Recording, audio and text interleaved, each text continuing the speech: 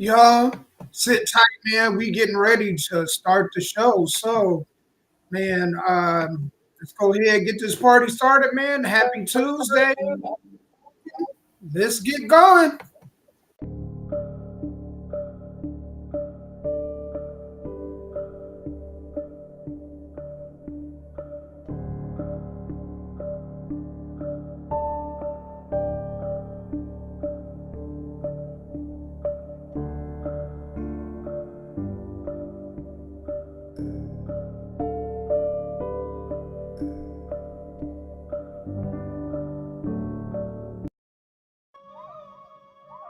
Yeah, it's about that time. You're rocking with your boy, Damo Unleash and Sky Black on the Nashville Caveman Podcast. Stay tuned.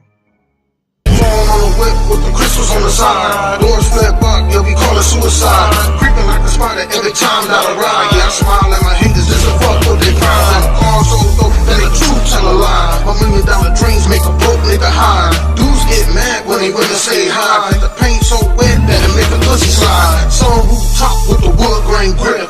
Ain't even rain up, but the paint still drip. I'm not even traveling, but baby, I'm a trip. So she riding up the mountainside just to see the tip. Top of the world, that's what they ain't wanna be. Riding in a battle, adding to my legacy. Crystals on the chrome, yeah, the body so G. I'm a stunt so hard, niggas can't stand. What is going on, everybody, man? Happy Tuesday. We back. The tag team is back. All right. I'm glad you back, brother. Amen. Hey, I am one half of y'all hosts. How have you been? Damo Unleashed. And I'm going to roll out the red carpet for a good friend of mine that's like a brother, man. The floor is yours. Thank y'all. Sorry I missed last week, man. I was on my honeymoon. I'm, finally tied the knot, the old ball and chain. Yeah. I watched the show. You did a great job, Damo.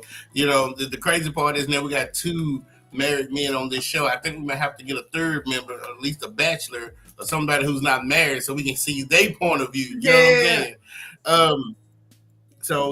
So I was gone. The D Bling radio show didn't play last week. We went to Gulf Shores. We went to Orange Beach. We went to Panama Beach. I'm not a big seafood fan, so a lot of the food down there was, you know what I'm saying? But I ate what I could. But it was great. We went to a fort called Fort Morgan down there that was used during the War of 1812, during the Civil War, the Revolutionary War. Like, this is a famous fort that's still down there. And you can walk and tour all the places that these soldiers were at, where they slept, where they ate, where they fired the cannons, everything down there. So if anybody has never been to Fort Morgan or any type of fort, I would suggest y'all go. It's amazing to see how people lived back then.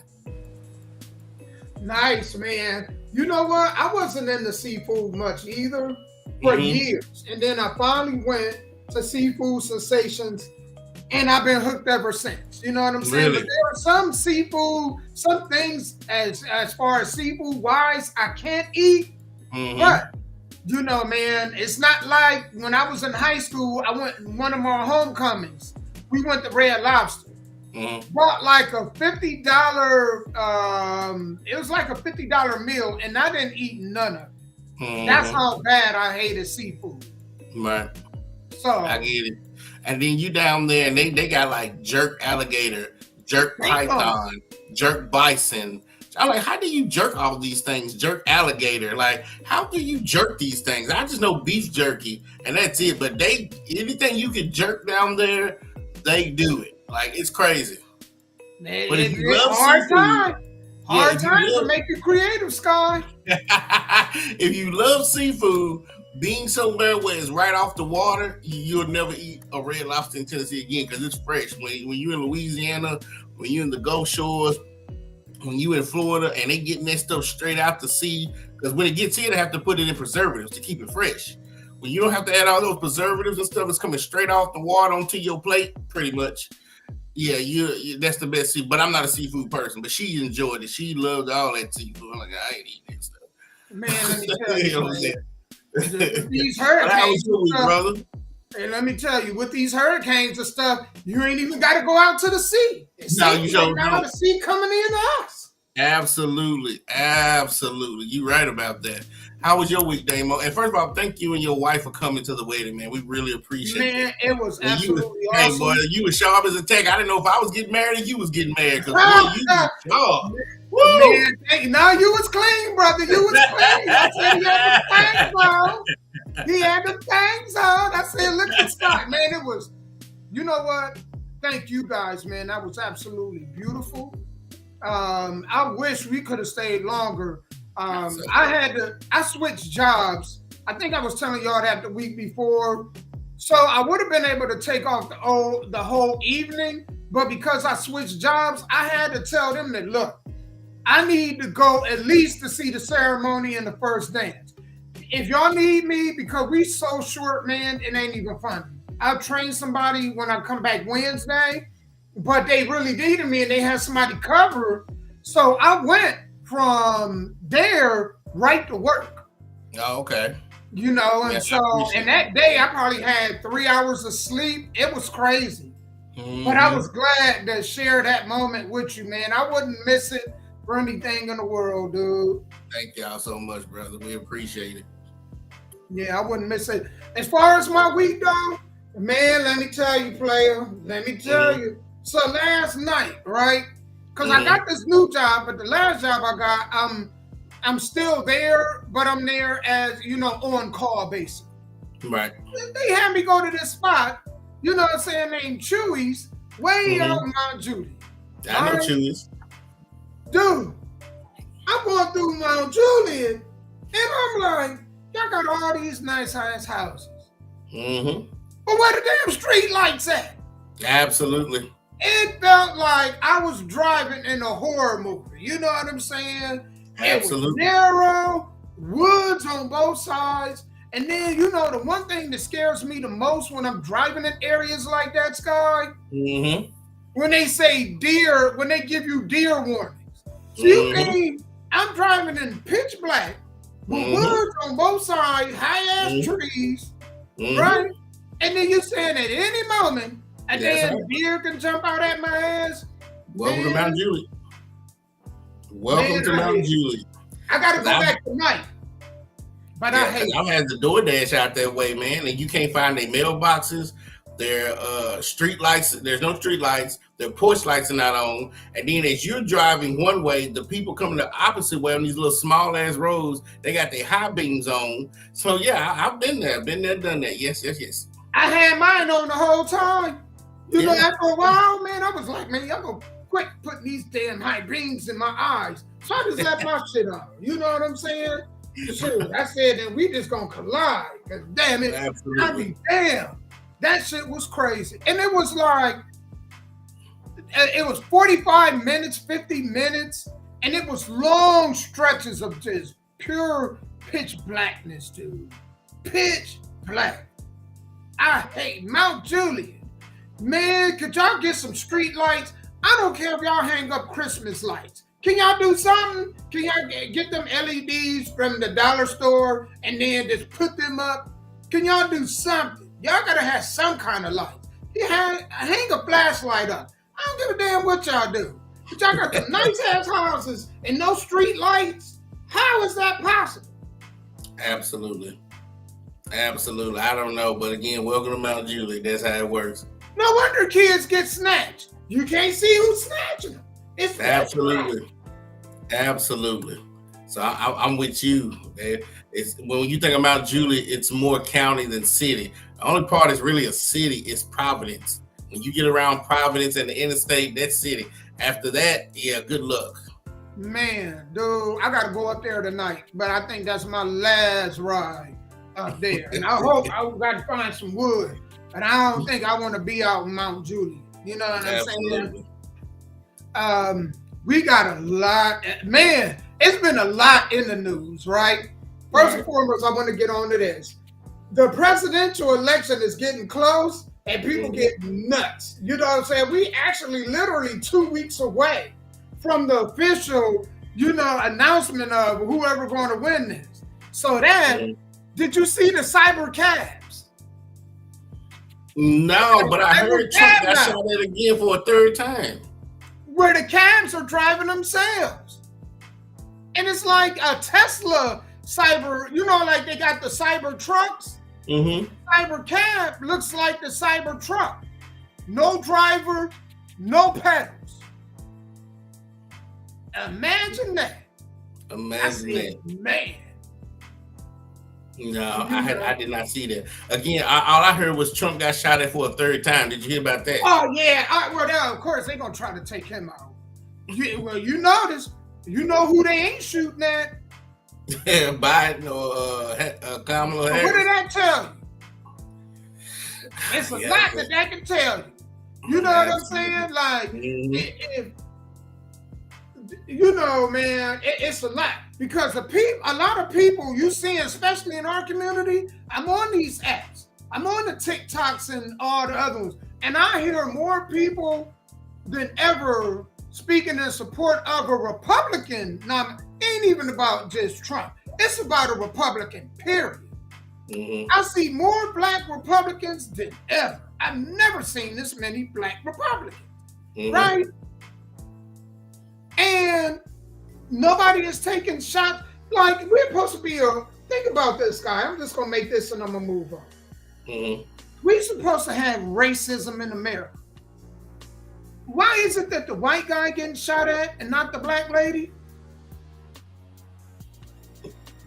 Good question. Because, I mean, do that make sense? If we're supposed to be a really racist country, why is it that the white dude getting shot at and not the black lady? Why didn't the black man get shot at? Barack Obama didn't have no shots. Think about that. Nobody had no attempt on him. Now, they may have made plans. They may have used some crayons and drew out a map of how they gonna do it, but ain't nobody attempt to do it. This dude, I don't think we ever seen a president or a candidate get 3 attempts on him. 3 in 1 year. This ain't 3 attempts in a span of like 8 or plus years. This is in 1 year. And this is unprecedented. That's nuts. So I think I'm gonna make a TikTok about that. You know what I'm saying? Because that is a question I think we need to ask ourselves. How is the white man getting assassination attempts and not the black people if we racist? But I do want to get into this, right? What we're gonna be talking about today, y'all, is not that. We're going to be talking about being grown by age does not make a person grown mentally. Absolutely. Love Dorsey talked about this. I think she made some excellent points. I was like, it was very intriguing. Also, Brown fans cheered Deshaun Watson being carted off the field. All right? So I want to get into that. The opposite team or the Cleveland Browns fans? They're the fans of his team cheered when he got injured. Toward his Achilles. Yeah. So I definitely want to hit on that. Talk about this woman. Her husband saw text messages from her to her ex.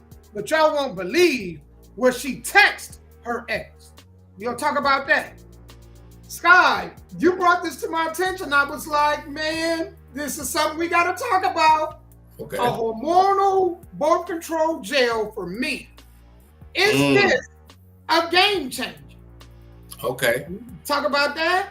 Yes, and then a man asked his wife to help raise his affair baby after the mother of the child passed away during childbirth. So we're going to talk about that. And then last, a woman divorced her husband because he wanted her to be a stay-at-home wife. So we're going to talk about that. So I want to ask you before we get going, man, I want to swing to football, man. What do you think of your Denver Broncos right now? Well, we have won 3 in a row. Yeah. Then we lost to the Raiders. I know some Raider fans are watching. We lost to the Raiders. And then we turned around and did what I didn't think we could do, was beat the Saints. Especially no 33-17, I think. Oh, y'all whooped the Saints. Man, I don't, because the Saints, the first 2 games, they were blowing people out the first 2 games. And then they've lost like 6 in a row. Yeah, I think Derek Carr got hurt. Huh? Yeah, Derek Carr got hurt.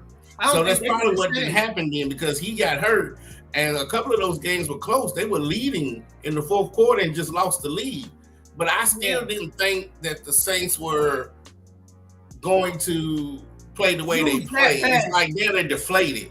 They feel like a deflated team. Like, is this over? We'll just wait till next year to let I won't even call my team a 500 team, a mediocre team, come in with Bo Nix, who is okay. He ain't the greatest thing on earth, but he's okay. Bo Nix come in and put up 33 points on that defense. Because even if the offense is struggling without Derek Carr, that's still a pretty good defense.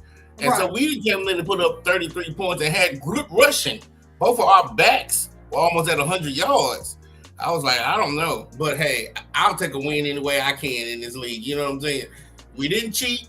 We actually went out there and played the rules, played it in between the lines. And, you know, sometimes you the book, sometimes you the windshield, as my wife tells me. So, you know, hey, it is what it is. Man, y'all got a winning record, though, right? Aren't you guys 4-3? Yeah, 4-3. Mm-hmm. Yeah, so, well, y'all know I got 2 teams. One of my teams stink. It's the Cleveland Browns. They absolutely toilet bowl stink. The coach, he won out of the last 2 of the 3 years, Coach of the Year. I don't know how. You know what I'm saying? He need to be fired. I think he's highly overrated. Kevin Stefanski, you stink. The Browns, you stink. Not only did y'all lose Deshaun Watson, but now y'all don't even have a draft pick. So you can't really replace him. You're stuck. So absolutely. We'll talk about that later, because the fan base, man, y'all turned me off from being a fan. I hate the fan base. Just with a passion. Can't stand it. My other team is the Indianapolis Colts, and we beat Miami. We're 4-3. Our rookie quarterback, I'm not really high on him. I think he's never going to have a fully healthy season. I think they're using him wrong. I think really he needs 1 more year to sit on the bench and learn behind the veteran. And I wish we would go with Joe Flacco. Joe Flacco, when AR went out, Joe Flacco is the ageless wonder. He was putting up good numbers, solid. I mean, the offense was like humming. And we on our second string running back, our number 1 receiver kind of banged up. So Joe Flacco, man, has been doing pretty good, man. I feel bad for Cleveland. Y'all let him go. But I'm glad the Colts got him. So one of my teams is like Denver, mediocre. The other team, well, you know, again, with Deshaun, I mean, cut you off, I'm sorry. With Deshaun Watson, all that money is fully guaranteed. So whether he wants to come back or not, he's paid. I mean, when I say a fully guaranteed contract, that $260 million will be paid out whether he comes back or not. And so what they was really mad at the Cleveland Browns for setting that type of precedent, because now every quarterback that's better than Deshaun Watson is going to want that or something better. Now you have Dak Prescott. Is he the highest paid quarterback or the highest paid player in the league? He's looking horrible. I got him on my fantasy, and he looks as far as money, is he the highest paid quarterback or the highest paid player? He might be the highest paid quarterback, but his money is not guaranteed. Yeah, his money's not guaranteed like that. So now you can pay Dak all this money, and he gets blowed out 40 to 19. So my thing is this: they need to go back to, and a lot of people ain't gonna do it, the Tom Brady era, where Tom Brady said, "I don't want all that money. Give me what I deserve, and then take the rest and surround me with talent." You gave Ezekiel Elliott all that money. You gave not Amari Cooper. Who was that wide receiver? Was it CD Lamb? You gave Dak all that money. Or was it Michael Parsons they gave that money to? It might be Michael Parsons, number 11, they gave that money to. And the rest of the team, they're just good football players. So this is what you're seeing. Dallas has 3 megastars and really good everybody else. You know what I'm saying? So these owners and these GMs need to learn to stop overpaying these guys. I get it. If they deserve it, I get it. But man, it's a team game. I think I would feel bad for Dallas if Jerry Jones didn't own him. I can't stand Jerry Jones. So because Jerry Jones owns him, I love to see Dallas lose. I'm sorry. I know some Dallas fans out there, but I just can't stand Jerry Jones. I don't like our owner. Jim Irsay, I don't like Jim Irsay. You know what I'm saying? He own that stuff and he drink. You know what I'm saying? And sometimes, more times than often, he sticks his nose in business that he should. You know what I'm saying? You own the team. Your job is to hire people in and put them in position for the team to be successful. Absolutely. That's what the owner is supposed to do, is surround himself around people smarter than him in certain categories. And some of them smarter than me in marketing, I'm going to hire you in marketing. I mean, that's just what it is. Right. When you try to be Jerry Jones, when you try to be the chairman, the CEO, and the GM, and the coach, and on your own radio station, he don't have a local radio station interviewing him. He owns his own radio station. That's why he told them DJs that if you don't start asking the right questions, I will find somebody who will ask the right questions. Ain't that nuts? Like, so if you winning, you know, it's all good.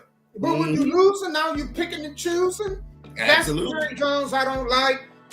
You know what? I don't care if he lose until, man, he turned into the crypt keeper.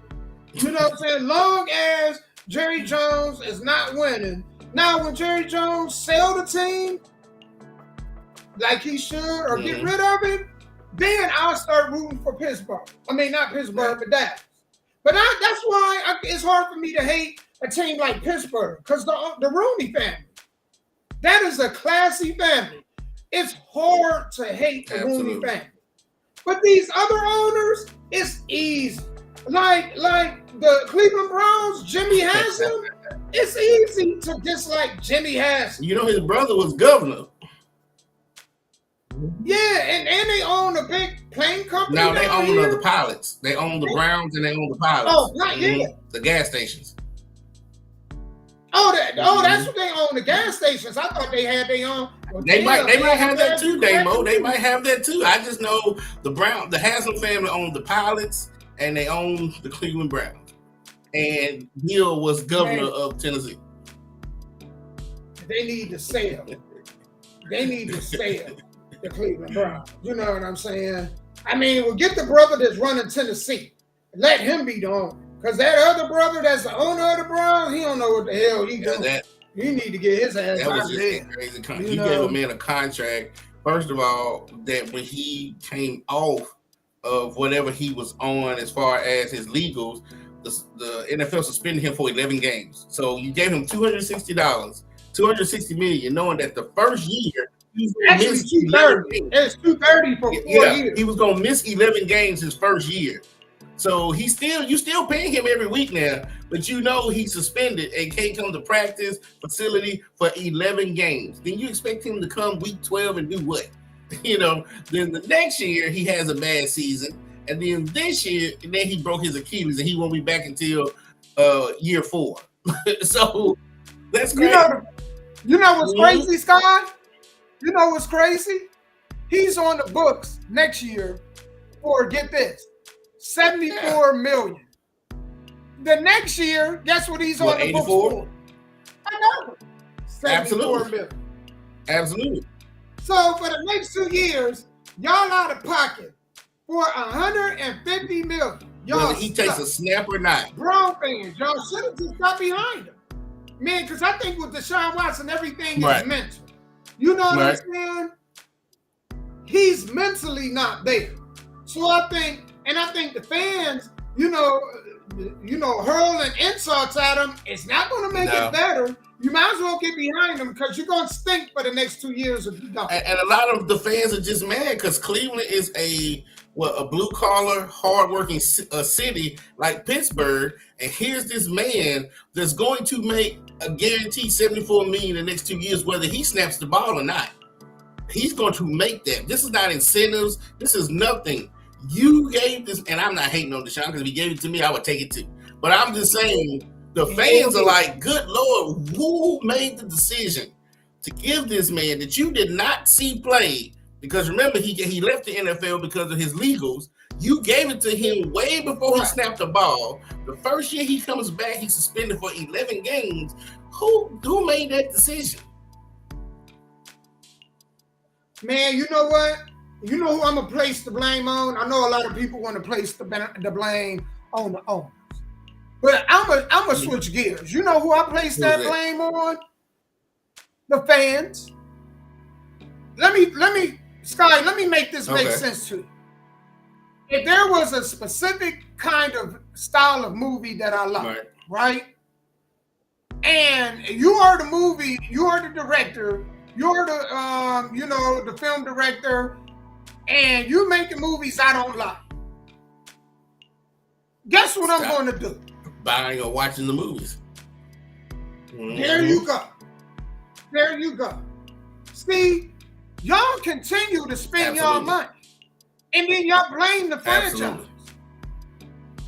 Don't say, hey, I'm not buying season tickets until y'all start winning. And watch how fast it turns around.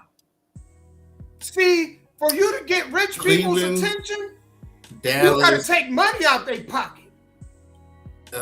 Who else? Another Raiders. So Cleveland, Dallas, Raiders, they have some of the loyalist fans in the NFL, and that's why they don't change. Because when Dallas travels, a lot of their fans travel. When Cleveland travels, a lot of their fans travel. Pittsburgh, a lot of their fans travel. So when you have a fan base like that, that's why you're able to make those silly decisions. But you know what, Sky? And here's the thing with loyalty. Once you decide that you're going to be loyal, you got to take the good and the bad. And don't complain. Right.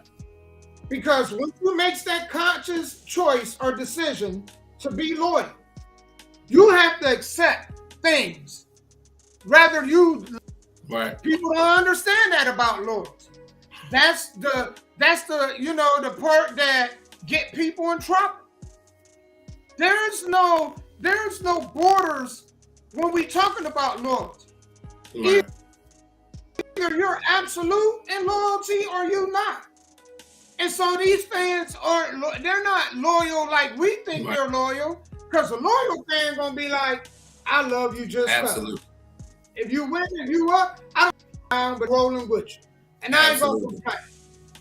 Yeah, I'll be a little frustrated, but I'm not gonna in public complain and embarrass. Absolutely. And if I'm a fan and I see my team is trying, then I'm with you 100%. I mean, the Super Bowl is rigged. Only one team out of 32 is going to win. Let's be realistic. Yeah. So if I see that you're trying, I'm behind you 100%. Even if you go 0-17, I see you doing good picks. You're spending your money the right way. Hell, you just had a bad season, right? But when you're making silly decisions like going to get Russell Wilson and give him all this money, he is not Peyton Manning, and he has 3 bad seasons. He ain't even Eli Manning. I'm like, oh, what are y'all doing? He ain't Peyton Manning. He ain't even Eli Manning. And then Pittsburgh, I think they should have stood with Justin Fields because they were winning. Not saying that they lost with Russell when he came. I just thought the offense moved more smoothly with Justin Fields. But if you want to take Russell Wilson, I ain't mad at that neither. You won, so I really can't complain. But these GMs and these owners and these scouts, they're going to have to start distributing that money much better than what they're doing if you want a team to be successful. Because it is a team game. There's no more of the Tom Brady's, of the Peyton Mannings, of the Phillip Rivers, the Drew Breeses that can just carry a team. It's just not going to do that no more. You need a team. And you really need now a good offensive line. Because that's what's wrong with the Tennessee Titans. That's what's wrong with the Cleveland Browns. Standing up. That's what's wrong with the Cleveland Browns. Yeah. That's crazy. They got an offensive tackle. It looked like he playing for the other team. He might as well block his own players the way he blocked.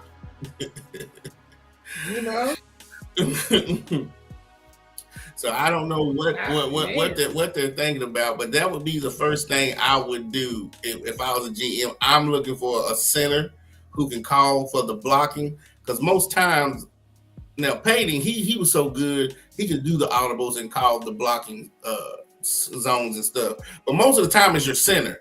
He's the one telling the other offensive lineman, hey, that person's going to blitz. This person's going to blitz. They're going to run a stunt. I need a center that's, smart and on his feet. I need guards that can get up and pull when it's time to pull. And I need tackles who can take care of my quarterback's blind spot when he snaps that ball back. Everything else, I can put pieces around him. But you can't have all these $1 million wide receivers if the quarterback ain't got time to throw it to him. You can't have a Derrick Henry if the line can't block. What difference does it make? Right. You are absolutely. And one thing I would do, I'm old school. I would go back to the fullback. Whatever happened, because I played that position. Whatever happened to the fullback? Whatever happened to the I formation? You snap that ball, you hand it off to the H back, and he runs behind that fullback. Whatever happened to that? I just think it became a passing league.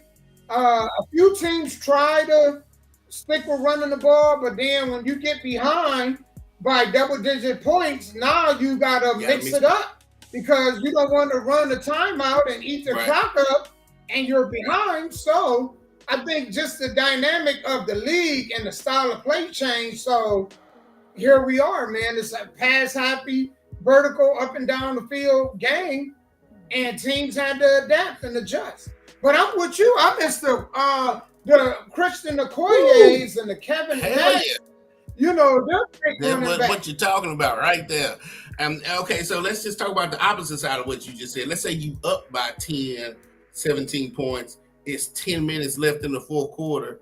Then that's when you bring out your fullback and your running backs. Eat that clock up. A lot of teams nowadays, if it's 3rd and 3, they got to throw the ball. If you have to throw the ball on 3rd and 3, something's wrong. Your running game should be able to at least pick up 3 yards. I ain't talking about 4. I'm not talking about 5. I'm not talking about 6. If your running back and your offensive line cannot pick up 3 yards, you're going to have a long game. You're right. That's crazy. You're right. That's why a team like Kansas City can do what they do and be successful. Whether the receiving core sucks, they always have a solid run game. It ain't great, but it's solid, gets the job done. You know what I'm saying? Or you got Patrick Mahomes who can improvise. Man, that man is something special. Man. Like a musician or magician, not musician. Yeah, you're right. That man is something special, man. I don't know what to say about him. The league don't know what to do. I mean, they 6-0. Everybody else is struggling in the AFC to just fight for a position, and here they are 6-0. Because we 4-3, so they got us by 2 games. So, I will say this, man. Baltimore is this year a serious threat to them. But it's going to be interesting. Like I said, we got a long season to go, and injuries can change your season. So, we got to see on that front. Man, y'all, I want to get into this, man. Love Dorsey. She was talking about grown, being grown by age does not make a person grown. And she was talking about from a mental standpoint, Sky, and I was like, I want to play this and, kind of talk about this. So let me scroll down a little bit. I'm on 2 computers right now, man. Thank y'all for tuning in. Let me go to my page. Let me go ahead and swing to my page. Shout out to everybody that's on Facebook, YouTube, Bigo, and Twitch. If y'all can do us a favor, if y'all can share this live, we really, really would appreciate it. Just really do us a favor, share this live. Let me swing on down. Most of this stuff, if y'all are Facebook friends with me, I do post a lot of this stuff on my page, man. And I find good stuff all the time. A lot of stuff I don't even bring as far as like for us to discuss.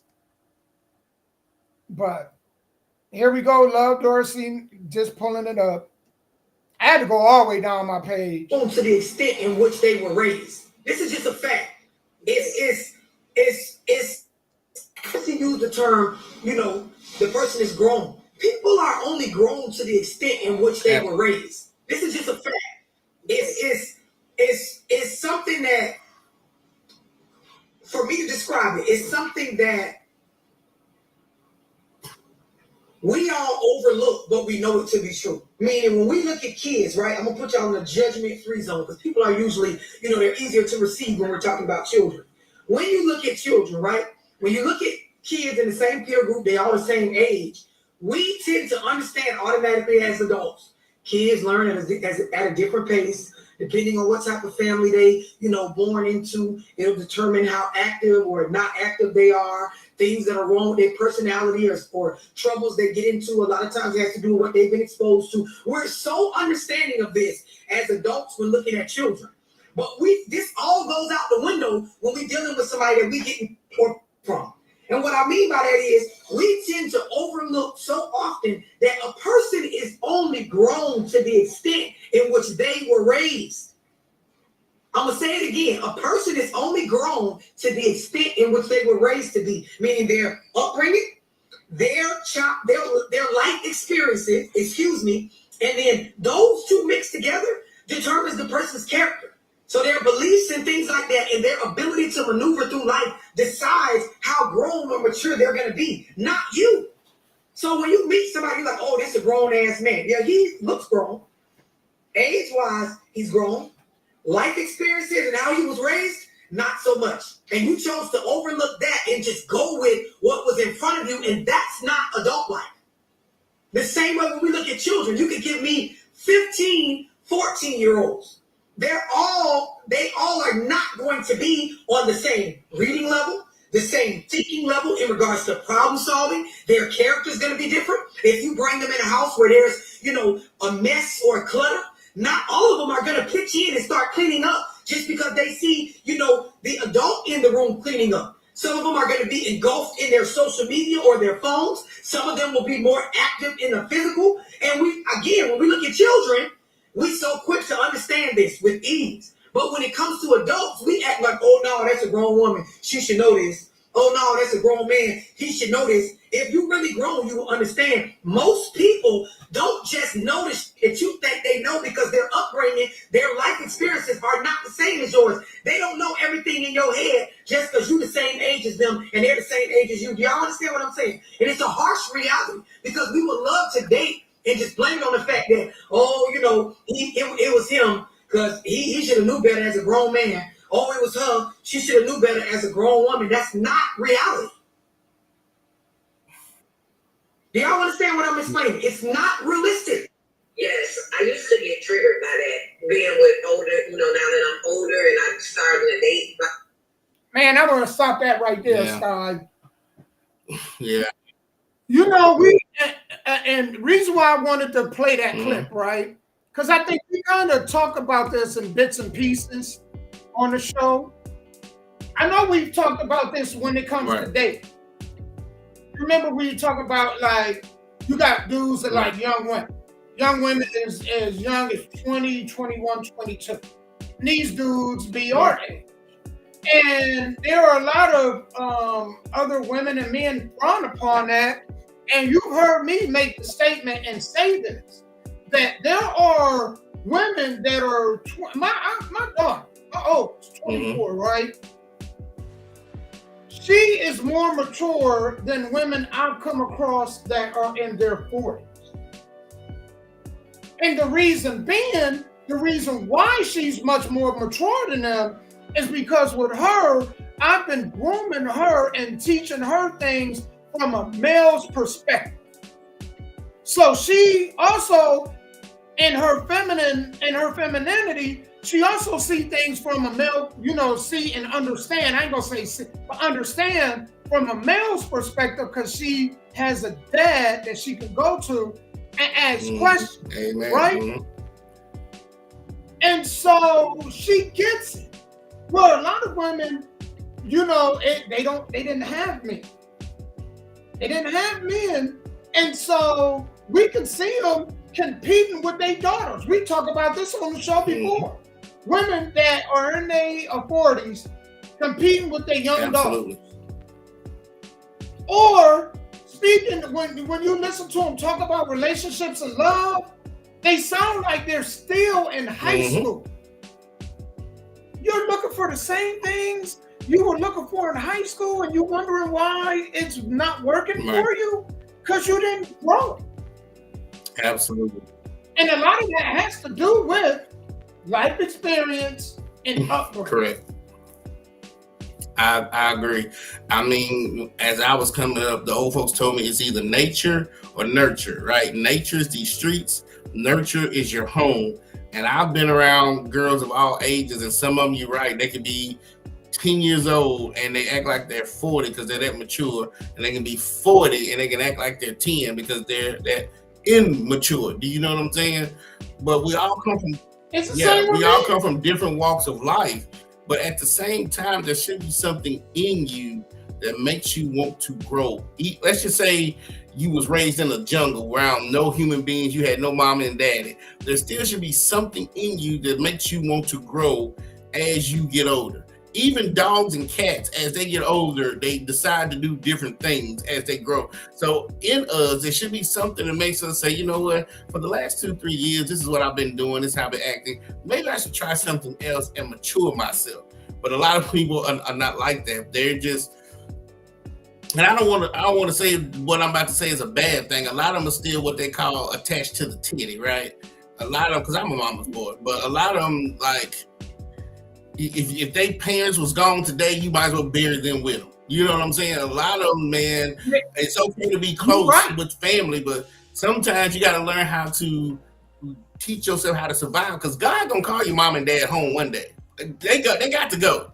So you got to be able to mature yourself mentally, physically, and emotionally to get ready for those days. There's a lot of women in their 40s and 50s that are still not there. Their parents die, and they just don't know what they're gonna do with themselves. So men too. This really goes with men. I understand what she's saying. Just because you're 18, 20, 25 does not mean that you are grown and you're ready for this world. And a lot of people are not. Especially, it's a lot of fellas. Fellas, it's a lot of y'all like this, where y'all mama raised y'all, and y'all are so dependent, y'all become so dependent on a woman that y'all go from being dependent on your mom to being dependent on your woman.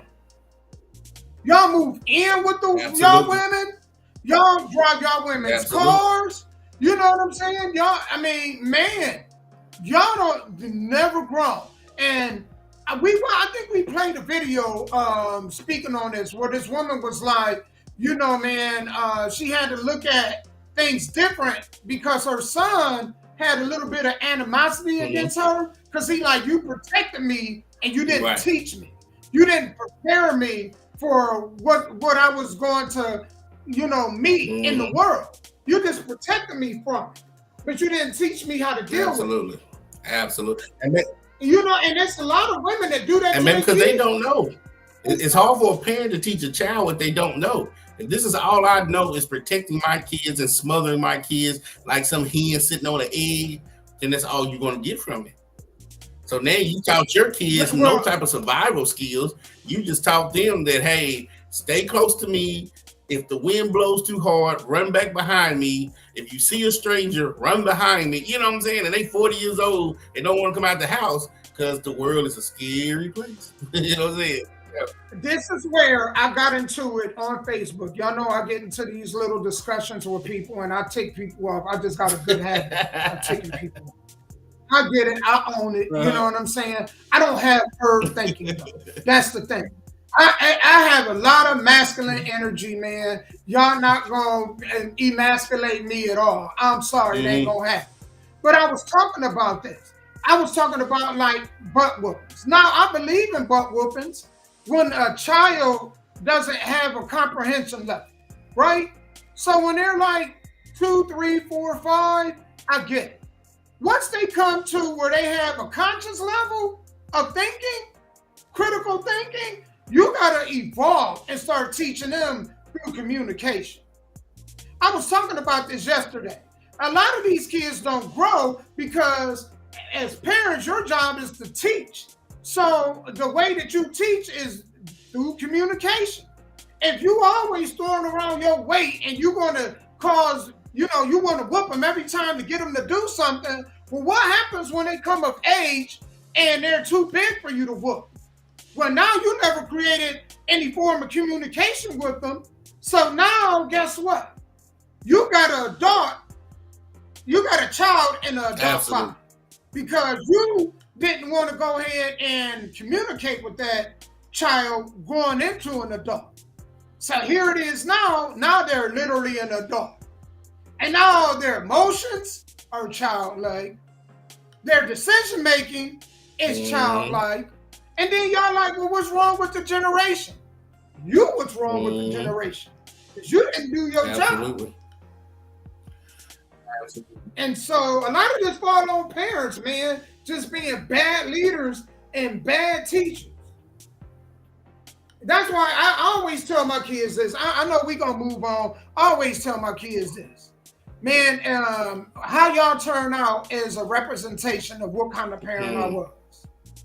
Because nobody should have more influence over you than me. Now, it's different from like in your situation because your kid, like your kids weren't in the house with you. So the person that's going to have more influence over them is you. Mama. You know what I'm saying? With my kids, I'm like, you got a mama and daddy. So how your life turned out is it is a verdict on what kind of parent I was. So if you turn out and you making all these bad choices, you having all these kids out of wedlock, you know, man, don't further your education. However your life end up is a imprint on what kind of parent I am. So when you out here, you ain't just representing you represent me too. Because when I look at people, I don't just see them, I look at their parent. So when I see somebody, man, that's just a horrible human being, guess the first thought that comes to my mind? The apple don't fall too far from the tree. Your mama and daddy were horrible, and people too. Yep. The apple don't fall too far from the tree. That's what I'm saying. When I see women, I look at their kids first. I was like, "Hi, your children," and that lets me know about them. And you know, or sometimes, hey, I've seen this. I've seen horrible children. The parents is okay, but then the grandparents are horrible. The kids then picked up off the grandparents because that's who they live with, or they're around, or the grandparents raised them. Do you see what I'm saying? The parents weren't even in there. So I've seen a generation skip like that. I was like, damn, they ain't getting this from you. They getting this from your mammy and daddy. Good Lord. Ain't that crazy? It's crazy, man. You know, y'all, we gonna move on to this some crazy stuff, man. Let me get to this next one, all right? Because I was watching and reading this stuff, and I'm like, oh, the world is nuts, time. We live in a crazy world. All right, so I want y'all to listen to this, y'all. This man, he went and had this. He asked his wife to help raise his affair baby after the mother of the child passed away during childbirth. That's fair. Yeah. I, 29 female, and my husband, 44 male, have been together for 5 years and married for 2. I met him at church I started going to when I moved cities to start my career. I worked for an insurance company, and he's a pastor. I know that we have a notable age gap, but he was always kind to me and made me feel special. Anyway, a week ago, he came home and told me that he needed to talk. He told me through tears that he had been having an affair with one of our community members, and now she had been pregnant with twins. She had gone into labor. She and one of the twins died, and the other one is NICU. He said we need to step up, and that he wants me to turn my office into a nursery and set up a cot in the room so we can take turns. I became distressed and told him I wanted some time to think and that maybe I was not sure I wanted to do this. He told me that I made a vow to him in marriage and that God had blessed us with a child, that this is our cross to bear, and that God will never give us something we cannot handle. I told him that it seemed like God had given her more than she could handle because she had died. Oh, I know I shouldn't have said that, but I was not thinking correctly. He slapped me and told me that I needed to serve my husband, that God had chosen me as this child's mother, and I needed to be a humble servant. I just feel so strange. Yesterday, I cried so hard, I threw up. This woman died, yet I feel bad for myself. I feel so ugly. I wanted children and was saving for IVF because I'm infertile. And now that I have a chance to have a child, I don't want it. I feel like I'd be robbing its mother's grave. I pray to God, but if I'm being too honest, I never felt like anyone was ever listening. I feel like I have truly seen my husband and he no longer looks kind. He looks his age and very tired. Damn. I want to abandon him and the child. I'm only 29. I can start over. I have a remote job. I can take a day off when he goes to the NICU and pack my essentials and leave. Neither him nor the child deserve this. And although this is my circus, this is not my monkey. My Love is going to be the mother to his Love it. child. I left. If that's all you wanted to know, there it is. For those of you asking how the woman died, I get it. I invited you into my business. It was amniotic fluid embolism. I don't know much about those. I guess when they happen, things go wrong really, really fast. We lived in a more rural area, so they just weren't ready for something like that to happen. I didn't leave right away, as I know that I should have. It just wasn't easy. I stayed for 2 months. I knew if I did not at least try to make it work, I would not be able to live with it. Not because I wanted to save my marriage, but because of the what ifs keeping me up at night. I went to marriage counseling with my husband, but it was ultimately fruitless. Of course, it was Christian counseling. I felt like their goal was for me to forgive him rather than actually trying to help me. I was so utterly alone during that time. My parents and brothers are also religious. So even though they weren't happy with my husband, they kept urging me to do what a good Christian wife would do. I spent so much time. Which is what? Leave? Which is exactly what she did do? Mm-hmm. No, a good Christian wife would stay and forgive him. We not with the fundamentalist rhetoric. I spent so much time suffering in my own head that I began to realize that I was going through the motions, doing what I thought people expected me. I entered a state of derealization for that time, and that was an absolute mind fuck. The feeling of nothing being real, not even myself, was horrible. During this period, my husband brought his baby home, and while he tried to split the care 50-50 at first, he ultimately didn't trust me to look after the baby because I was lost in space. So he ended up being the primary provider. When I was with the baby, all I could do was think about how its existence ruined my life. It'll look at me with its big blue eyes, and I would just wish it would disappear. I would actively spend time resenting a baby. There was a time when I was thinking to myself, and I wish it would stop breathing. That was when I knew I needed to leave. I was blaming a baby. Okay to do. I don't remember much about this time besides that. It was mostly a blur otherwise. I've sought services through my work to talk to a therapist, and I eventually came back to Earth. She helped me make a plan. At no point did I fear my husband. I truly believe the slap was a one-off event. However, screw him. He doesn't deserve closure. On a night he had a long Bible study. He always took his baby with him because he didn't trust me. I packed my essentials and dipped. I met him pretty quickly after college. I didn't have much to take as for furnishings. I fit everything I wanted into 3 suitcases and 4 moving boxes. It all fit into my SUV after some mediocre Tetris skills. I was able to change my phone number online before I left, but I did leave the divorce papers under his pillow with the lawyer's contact info, kind of like a tooth fairy, but for adult assholes. Oh, love that. I was the breadwinner. In my state, we were not married long enough for me to pay spousal maintenance. At least that's what my lawyer's saying. I own my vehicle outright. We have our own bank accounts in a shared expense account. We filed taxes separately, and the church owns the house. He's being an ass about it all, but I'm hoping it should be done soon. I got a decent apartment in the city, a few hundred miles away. I've never lived in a city this big before. Everything is so expensive, but besides that, I like it. I found a new therapist, met some new friends, and I found a new church with loving people. I still have my days, but for the most part, I'm content. I think it will always hurt on some level, but I'm working on taking my power back. I turn 30 next month, and I'm hoping it will be the start of the best decade yet. All right.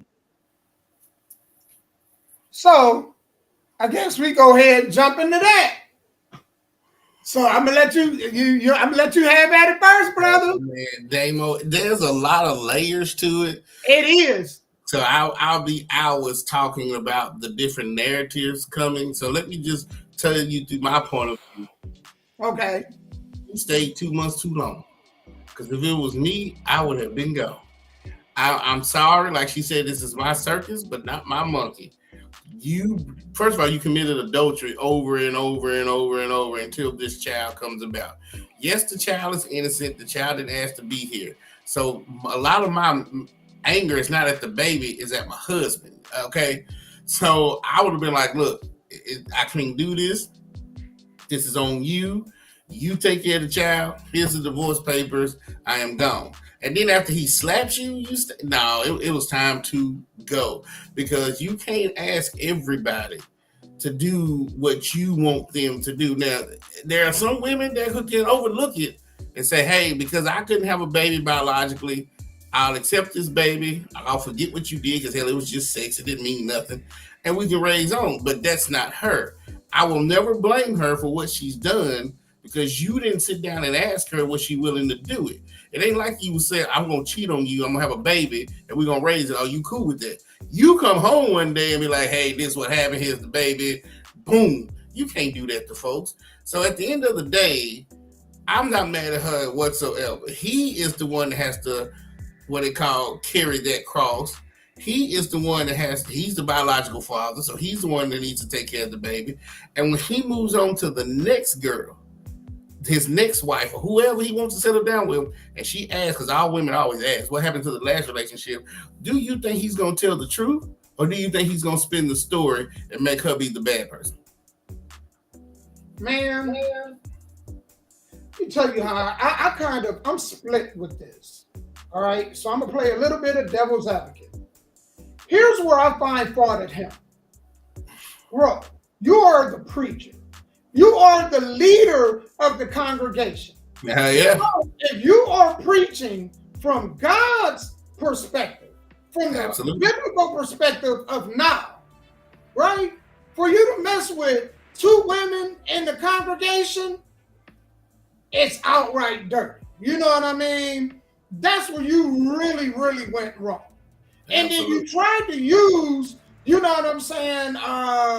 You tried to use the Bible to your own benefit, to your own advantage, right? And I tell you how.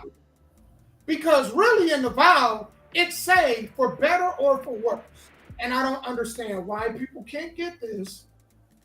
What do they think the worst means? Having a baby with somebody else is part of that worse. Right. I'm not saying right. I'm not giving them a pass. But that's what the worst means. Absolutely. Right? For better, we win the lottery, we rolling in money, we can travel anywhere, go anywhere, do anything, we the master of our times, we healthy, we living it up. That's the best. The worst, sick, somebody passed, kids out of the marriage, you know, infidelity all over the place. The worst. I don't understand why people don't get the worst part of it. Well, I asked that. I asked that one time, Damo, to some people, and they told me that somewhere in the Bible, shouts out to Faith for saying it's not her responsibility. He broke the vow. Somewhere in the Bible, it says that if one of the spouses commit adultery, that is the only way you should be able to divorce your spouse. But you know what, Sky? And I would roll with that. But my issue is people want to use the Bible when it suits their side of an argument. They don't use it when they don't talk about being a virgin. All right. So if you ain't stepped into this mud as a virgin, don't try to use the Bible now. Because it also talks about that also. So this is the part that frustrates me, and this is why people in religion can't reach worldly people, because they pick and choose what part of the Bible they want to use to defend their argument. You see what I'm saying? So they went out there, were whores, and now, man, they got their stuff on track. Now they want to go ahead and point to the Bible. You were a whore your whole life. Now you want to go ahead and use the Bible? You know what I'm saying? You were sucking Mick, you know what I'm saying, and licking carpet, you know, all through your teens. Now you're in your 20s and you got, you know, bodies. Now you want to be, you know what I'm saying, a nun? No, it don't work like that, bro. You know what I'm saying? So if they will argue on these points from a point of view of being really living by the Bible, it'll make sense. You know what I'm saying? But that's my thing. That's the discussion we was having before with the one young lady that was on here. You can't use the Bible when it suits your, you know what I'm saying, your opinion. You got to use it all the time then. Absolutely. So you figuring that, okay, most people are not virgins when they get married. So if the spouse, the majority ain't, so if the spouse cheats, then we should turn the other cheek because we wasn't virgins when we got together? I say it like this. Is it about loyalty? Are you loyal? When they say worse, what do you think worse means? That's part of the word. There is no bottom. It don't say how bad. It just say worse. That means there's no level to it. So really, and they both kind of broke the vow. They both did. You know what I'm saying? Just like if, you know, if my old lady went out and got pregnant by another dude, do you think the hell that would hurt the hell out of me? Of course. But if I was to say I want a divorce, who's breaking the vow? Because I stood in front of God and said, for better and for what? Well, this is the worst. So now I'm experiencing the worst. Now I don't want to work it out. But some people, that's how it works. So really, who breaking the vow? Me. If I'm the one to say I want a divorce. Because I'm saying when I stand in front, and this is the part of why marriages don't work, why the majority of them fail. Because that part of the vow, people don't really understand what they're saying. In sickness and health. You know what I'm saying? So when you health and you healthy and you know the sex life is good and everything, great. Now you done had 2 legs fall off, your eye fell out the socket, and your hair fell out. Now I want to leave you? Yeah. What do you think it meant by sickness? Yeah. That's why you gotta vet who you about to marry. That's why it took. That is the important part, and to understand that people change. Absolutely, things change. Absolutely. You know, me and you, we are healthy as an ox. We can go and get off and get into a car wreck, and then it change our life like that. So now, okay, so if I'm paralyzed from the neck down and my libido don't work, so now I'm getting my wife want to divorce me. It happens. What happened to the vows? Right. Well, see, that's what I'm saying. So these people are getting married and they don't really, and they having kids and getting married and doing stuff that they really don't have any adult comprehension of what they're doing. Absolutely. Or what it means. Absolutely. And that's why divorce rates are so high. People get into it for me, and not us. And I get that. But that's just the world we live in. And that's it. It's the word. So that's why it's so easy right now for them to attack religion, because religious people are the ones that move the ball. Right. They move it all the time. So they make it easy for outsiders to attack all religion, Christianity, because man, them other religions, they solid in their beliefs, and you ain't gonna change them. Them folks will literally lose their life over what they believe. You know what I'm saying? She said the accident is beyond your control. He should have had control of himself and not cheated. Okay. Yeah, you're right, but you know, man, who's to say what's right and what's wrong? You know what I'm saying? Because what's right to me may be wrong to somebody else. What's right to them may be wrong to me. So who draws the line? You see what I'm saying? So when they're talking about them vows are concrete. Yeah, he was absolutely wrong, right? But them vows are concrete, whether it's a man or a woman. Say we flip it and it was the woman doing it. You know what I'm saying? I wouldn't take the side. I wouldn't take the side of either or. I'm looking at it from that perspective of vows. And I didn't even. I'm telling y'all, man, me and my wife, we've been married, it'd be going on 26 years, and come June, when June roll around, I promise y'all, I did not understand the power of what I was saying in them vows to year 2021. Because to that, understand with them vows don't say with the exception of. It don't say anything about that. It don't say, man, for better or worse, unless they cheat. You see what I'm saying? It don't say anything. Like, it has no boundary to it. It don't have no description. And I think that's the crazy part that we don't look at. Now, the other parts of it, people go and they look in the Bible, right? And you're right. It's definitely, it's an individual choice to stay or go. I agree with that. You know what I'm saying? But this is the part where I'm talking about, because some vows aren't definitive, people go to the Bible and then they nitpick. But they nitpick things that go toward their, when they look at it from a totality, no. Because it say a lot of stuff, don't smoke. The Bible say a lot of stuff that people done did multiple times and they knew it. Because most of us done been in church when we were young kids. We knew this stuff was wrong. We did it anyway. Absolutely. Am I right or wrong? Right. But but again, it's up to individual choice. Yeah. And that's why I said I'm not mad at her for leaving. I mean, I understand what you're saying, Damo, about the vow she took, but I'm not gonna be a hypocrite because I probably would have left too. I probably could have too. We all human. We all human, right? I possibly could have too.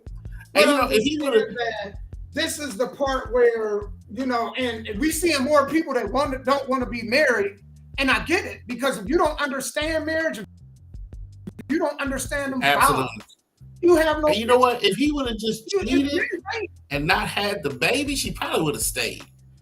But when you bring a baby into this world, another 18 years, another mouth to feed, I think that was the straw that broke the camel's back. I don't even think it was the cheating part. It's just, I don't think she was just ready to have babies. That was the hurtful part. Yeah. Because another woman gave him something that she couldn't. Yeah. Really the destructive part. And to raise somebody else's baby, that's crazy. And when you hoping that the baby will stop breathing, it is time to go. It's time to go. Better for worse vows, nothing. Yeah. Nobody should ever look at a child and be like, I wish you would stop breathing. When you start thinking like that, you did the right thing. Hey, Sky, but that goes to my point. And I want you to think about this. Remember when I said that some people's perception of love is more like a prison than liberating? And I said that most people love is all predicated on their lack of self-esteem, you know what I'm saying, or their selfishness and all that. That's a prime example. A baby that had nothing to do with it, you know what I'm saying, had her feeling like that. That was her lack of self-esteem, all of that. All of that came up. And most people, their idea of love, it is that. It makes people feel miserable. People have put up with it for so long, but eventually it makes them feel miserable because they feel like they're not in their nature. They feel out of place. Right. And this is what I was talking about, where I was like, I want to grow into the God's kind of love, where it's like, if I love you, I'm just going to love you regardless. Absolutely. You got to do and be your own person. I can't concern myself with who you are. You got to deal with that. Absolutely. I got to be on his person. I tell folks that all the time. And I'm not even a religious kind of person, Sky, but I'm like, man, I need to start trying to think that way. Yeah, I tell folks that all the time. Don't change who you are around me. Don't put on a mask. If I truly love you, I love you for who you are. Go do you. Don't change for me.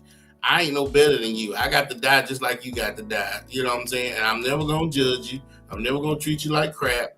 So yeah, I'm with you on that. If you love somebody unconditionally, if you sleeping with multiple men is what makes you happy, hey, more power to you. Look, just have rules. Don't do anything that's gonna cause me. Yeah, you're right. Hey, Faith. You know what? And she stayed a little longer. She may That's have what I'm saying. You know what I'm saying? I guess she That's what I'm saying. Like, yeah, but through some hot grits on it's the time. time. That's what I said. She packed her bags and left. That might have been a police Man. tape. You know what I'm saying? For both the baby and him. You know what I'm saying?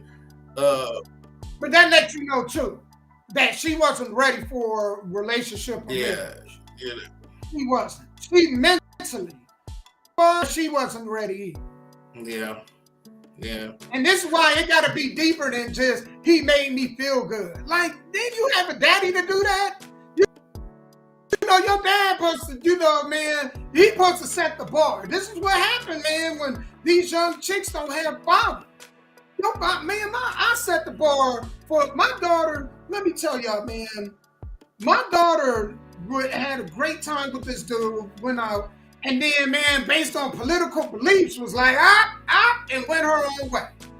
I've set the bar and the standard for her. No other dude can do that. You know what I'm saying? Sky, my daughters, man, I used to take them on dates, man. I'll BS you not. I would get them flowers. I'll dress them up. I'll dress up. We go to a restaurant. I'll pull the door open for them, pull their chair out. You know what I'm saying? I set the bar on how dads are supposed to do that. And I can tell you, that grown-ass woman with that mindset at 29 about to be 30 was moving like a teenager.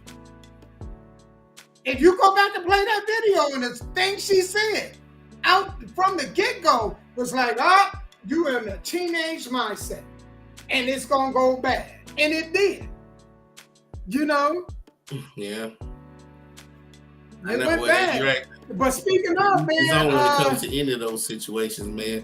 You know. Yep, each their own though. You got to do what's best for you. You know, I won't judge. Hey, at the end of the day, that's between you and God. Absolutely. It's between you and God. Absolutely.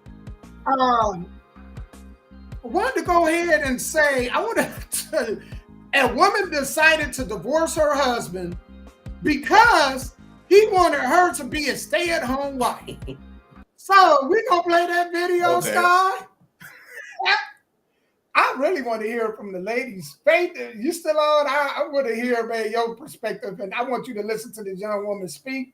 You know, I ain't going to say she right or wrong, man, because she's entitled to feel how she feels. But without further ado, hold on. Let's go ahead and play. I'm a 2-year-old son. Okay, well, you know today. Jenny, how old are you, honey? I'm 34. 34. What you do for a living? I'm a nurse. Nurse. You have any kids? I have a 2-year-old son. Okay, well, you know today. He wanted me to be a housewife when we first met, and I decided to kind of change and wanted a career. And you divorced him. You left him, and you made yourself a single mom, didn't you? He didn't want that for me, so he gave me an ultimatum, and it's to stay at home and be a housewife or leave and have a career. So I left. Girl, I'm gonna smack you in the face right now. So let me ask you this: was he paying all the bills? He was. So, and when you guys got married, that was the plan? Yes. So basically, you had him, your husband. He was your husband.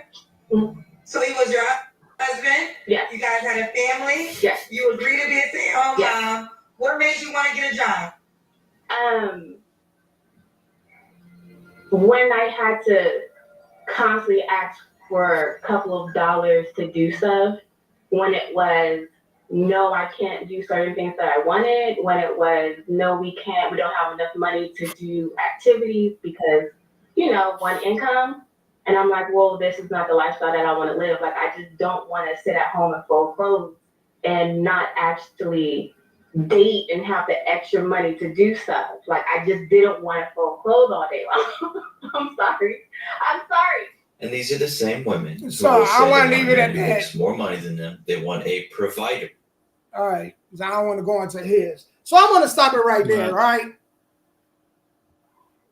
So do you want to dive in there? I mean, some layers to that too. So do you want to go ahead and jump into that first, man, or do you want me to go ahead? Well, people change, right? So yeah, when you first got with her, it sounded good to be a stay-at-home mom, get up every day, watch soap operas, clean the house, take care of the kids, run your bath water, cook your food. But over 2-3 years, people change, things change. And so my wife was like, look, I'm tired of being a stay-at-home mom. I want to go back to school. I want to do certain things. I don't even think she's a mom. I think it's a stay-at-home wife. Okay, just stay-at-home wife. I want to go back to school. I want to do certain different things. And I'm like, yeah, because what if I wanted to change? What if I came to the relationship talking about I'm going to work, I'm going to pay all the bills, this, that, and that. Then one day I'm like, you know what? I just want to be a stay-at-home dad, or I just want to stay at home. Do you feel like working for a few years so I can stay at home? Or I want to go out and do this and do that. So I'm not understanding on the man's part, because I don't know how he was raised. What was wrong with your wife wanting to do something? Do you expect people to stay the same for 80 years, 100 years? People are going to change. She didn't ask to have a threesome. Let me play devil's advocate. She didn't ask to have a threesome. She didn't ask to go into outer space. She didn't ask for $1 million. She just said, hey, something in me has changed. Can we work on that? And his response is basically my way or the highway. And he went about it. I guess she took the highway, and that's why he said, "Then you a single mom because you left." No, that's another dude. Oh, that was another dude. Okay, gotcha. So she left. Yeah, then she don't have to pay her own bills, but this freedom that she's got was more important than having somebody else pay her bills. Here's my question: why the hell is she looking for a dude? You got what you wanted. You wanted your own money. You wanted, you wanted to do what you wanted to do with your own money. So what's the point of being in a relationship? I don't know, because everybody has a different definition of what a relationship is. Because if she wanted some dick, she could go out there, put her feet up in the air, and most dudes will fall in. We will screw a hole in the tree.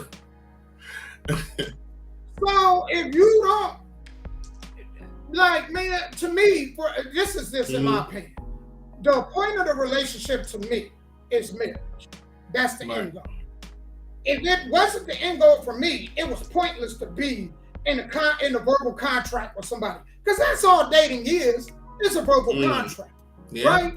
So if marriage isn't the goal, I'd rather be single and just do relationship stuff with you if we ain't really trying to be married. Absolutely. So she got what she wanted. She had it. Well, most women want, the majority, not all, they want a dude that's going to pay the majority of bills and be the provider. So she had that, and it wasn't good. Right. And that's fine. But then why do you want another dude that what? Because then, what, do you not want him to go 50-50 either? Because now if a dude come along, we hear these on video, Sky, when a man asks a woman to go 50-50, I ain't no 50-50 kind of bitch. You know what I'm saying? We see that. So what is it? It's like, what do you really want? Do you want the provider? Can I play devil's advocate real quick? So if you're not a 50-50 type of woman, and I'm the head of the household, I'm paying all the bills, I'm making sure you okay and I'm okay, don't you dare get upset when I go cheat. Because I'm the man. I'm taking care of everything. So if I want to go and have a side chick, you can't say a word because you ain't put nothing in this at all. So there you go. Now that I can play devil advocate with. You know what I'm saying? I can see that. But it's like, Sky, it's like, this is why men and women, it is very important to vet and get the know. Faith, you are absolutely right. Did she not think about that before she said I do? That's the problem. You know what I'm saying? I don't know if these folks really doing dating is nothing but an interview. That's it. That's all it is. Absolutely. You know what I'm saying? And y'all get to know somebody physically faster than y'all get to know them mentally. And then wonder why the shit don't work. Y'all shit don't work because y'all are so caught up and into the physical part that it clouds your thinking on the mental part. I need to know your background. I need to know what you believe in, your political beliefs, your religious beliefs. I need to know your family history, what you believe as far as family structure and who's supposed to run what. I need to know all that. You know what I'm saying? Absolutely. Man, sex should never cloud. We are too damn grown Absolutely. to let sex cloud our thinking. You know what I'm saying? And I know we all done did it. Sky, you know, man, look. I done laid it, look, be like, ooh. But I never let that cloud my thinking. Never. You know what I'm saying? Because I don't care how good that box is. If you bipolar or schizophrenic or any of that stuff, you know what I'm saying? I gotta go. I'm sorry, man. I can't do it. Absolutely. And you're right, he told her what he wanted from the start. And at the beginning, in her mind, it was good. And then, but just things are going to change regardless. I mean, you can tell me something today in 2024. I'm like, man, that's dope. I can do this every day. But by 2027, I'm like, you know what? I need to do something totally goddamn different. You know what I'm saying? And stop. Now you understand why I said that I would never marry somebody solely on the purpose of love itself. Because that too changes. Absolutely. And for men, when women's love change, it costs us heavy financially. That's why, man, I'm in love with you is not enough for me to say I want to marry you. It's not. I need your loyalty. I need that no matter what happens, we gonna work this out. Because you know the only person that can mess up you and your companion's relationship is y'all two. Y'all two the only ones that can mess it up. Because if y'all decide that y'all gonna work it out, can't nothing come between y'all. It's a choice. That's a choice too. We gonna choose to work out whatever it is that we having issues with. And the reason why, when people be like, man, I wish I had what you had, you're not built to have what I had. Because me and her gonna choose to work it out. You're not built like that. So yeah, man, you may be careful of what you know what I'm saying, like what you worship and what you envy, because you may not be built you envy it, but you may not be built to make something like that work. Like if you all of a sudden came to me tomorrow and was like, Damo, man, I'm a millionaire. I ain't gonna envy you. You know why? I don't know what you had to go through in hours, blood, sweat, and tears to get that. Absolutely. I don't know. Absolutely. Look at the industry. Look at the music industry. There are artists right now. I'm glad I ain't make it. I'm glad as an artist right now I ain't make it. Because some of them dudes took one up the shoe poop. They took one up the poop. And so, yeah, they got these big chains, man, these fancy cars, but they booty hurt. So I'm careful about envying things that other people got. Because I don't know what they had to go through to get there. Absolutely. That's with marriage too. Absolutely. You know, and if the roles were reversed and you became a millionaire, I'd be like, first of all, God is good because God is in the blessing business. And I want to see my people winning. I don't want to be the only person winning. Right. If I'm eating, I want everybody else eating. If I'm winning, I want everybody else winning. I would be so happy. Hell yeah. Because I want to be, man, you right now, man, for the people that don't know, man, a lot of things, man, Sky, you changed my thoughts, the way I think. And I'm so grateful. That's why I said I couldn't miss your wedding for anything. Dude, you helped me grow. Watching you move, you didn't even have to be even be a mentor as far as like, you know, man, coming out and saying. I just watched you move and was like, man, that brother is moving with purpose. Thank you. And you that's made what I me try want to to be do. a better dude. And that's what I try to do. I try to help those who want to be helped. I try to be an example. Again, I'm not perfect, but I just try to tell everybody life is hard. Don't make it harder than what it is. You know what I'm saying? So yeah, I want to see all my friends good, man, because what is life if you the only person successful and everybody around you suffering? What good does it do? Man, that's why it's good. Like, man, I'm grateful to have people that's doing better than me. I prefer to have people that's doing better than me. Amen. Because, you know, success make people do one or two things.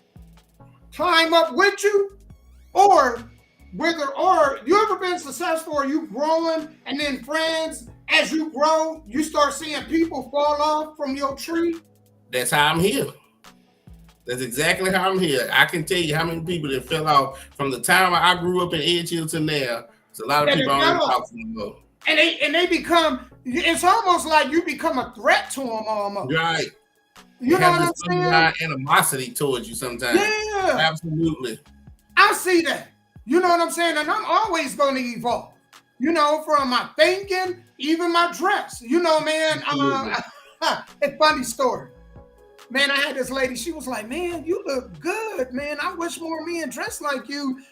You know, and I had another one say, oh, pimping. And I was like, pimping? And I was like, man, why doesn't we have to be doing something criminal-wise to dress good? Once upon a time ago, it was normal for us to go out, you know, in slacks, dress shoes, ties, and whatnot.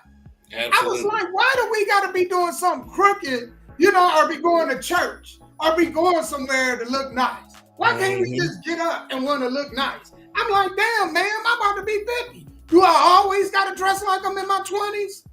Do I always got to wear J's? I mean, I can wear J's, but my ankle ain't, I don't have Jordan ankles. It's time for me to move on. I got Uncle Ralph ankles now. I got to put on them dress socks and dress shoes.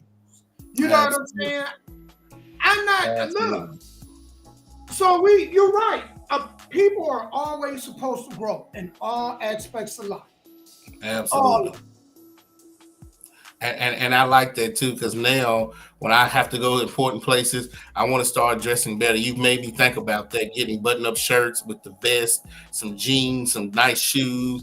You know, I mean, if I feel like I cut the grass, it's a whole different story. But if I present something nice, when I represent me and my company, I need to start doing more of what you do.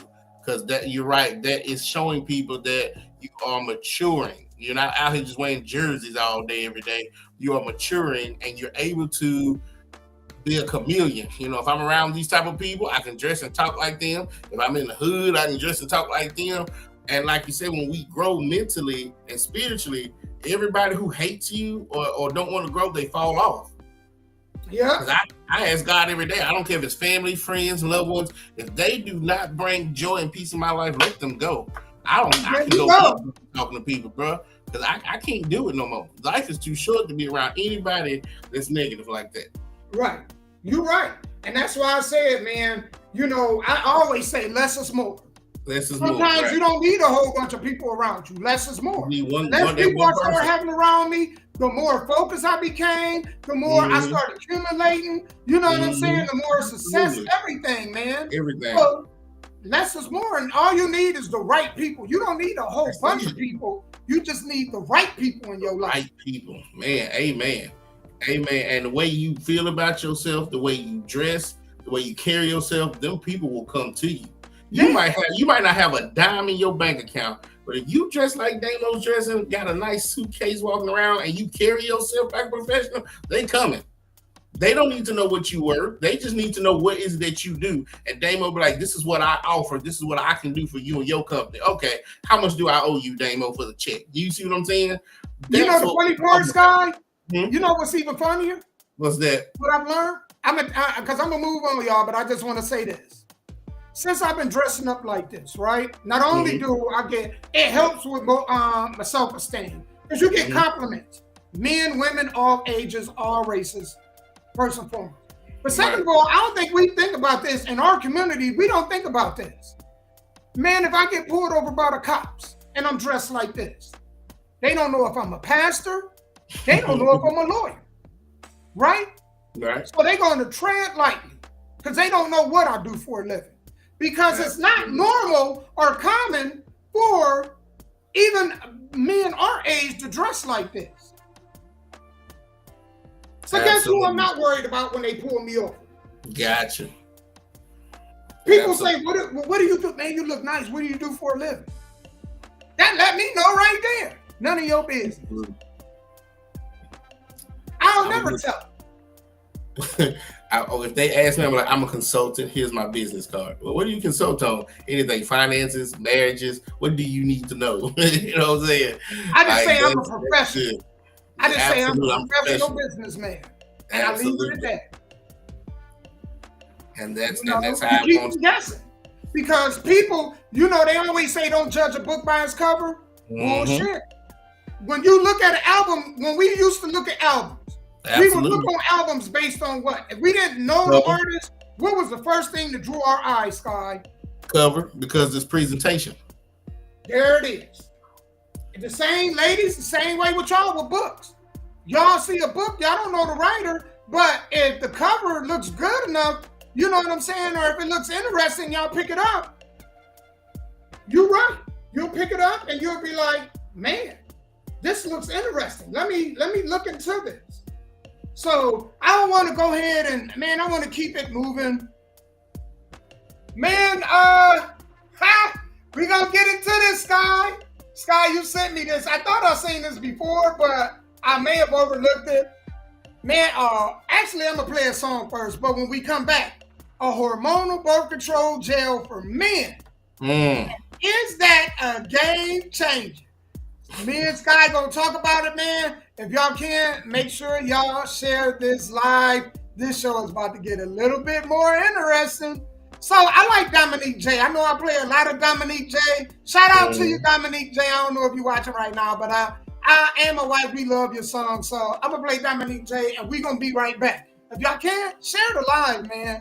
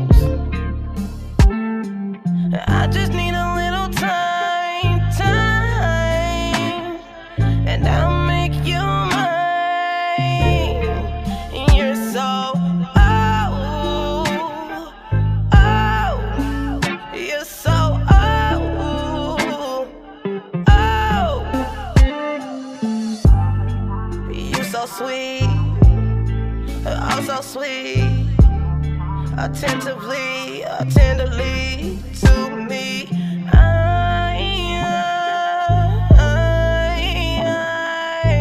want you to know that I love you.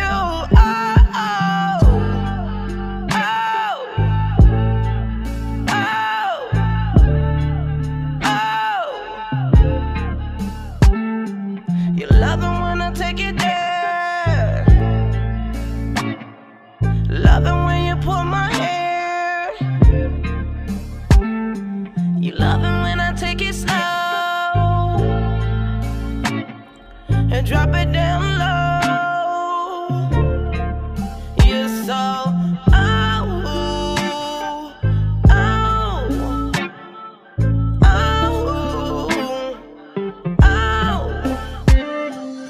I just want you to know how I feel inside. I want you to know how I feel about you. I want you to know that I need you.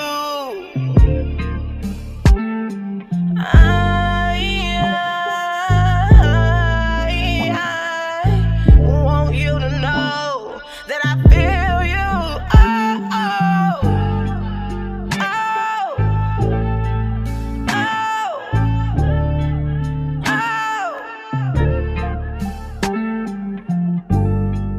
You so sweet, oh so sweet, attentively and tenderly to me. I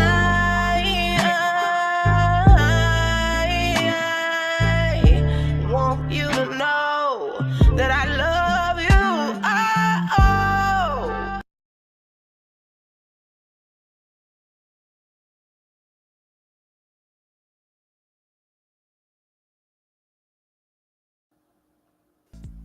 All right, y'all, we back, man. That was Dominique J. Shout out to Dominique J, man, out in Memphis doing her thing.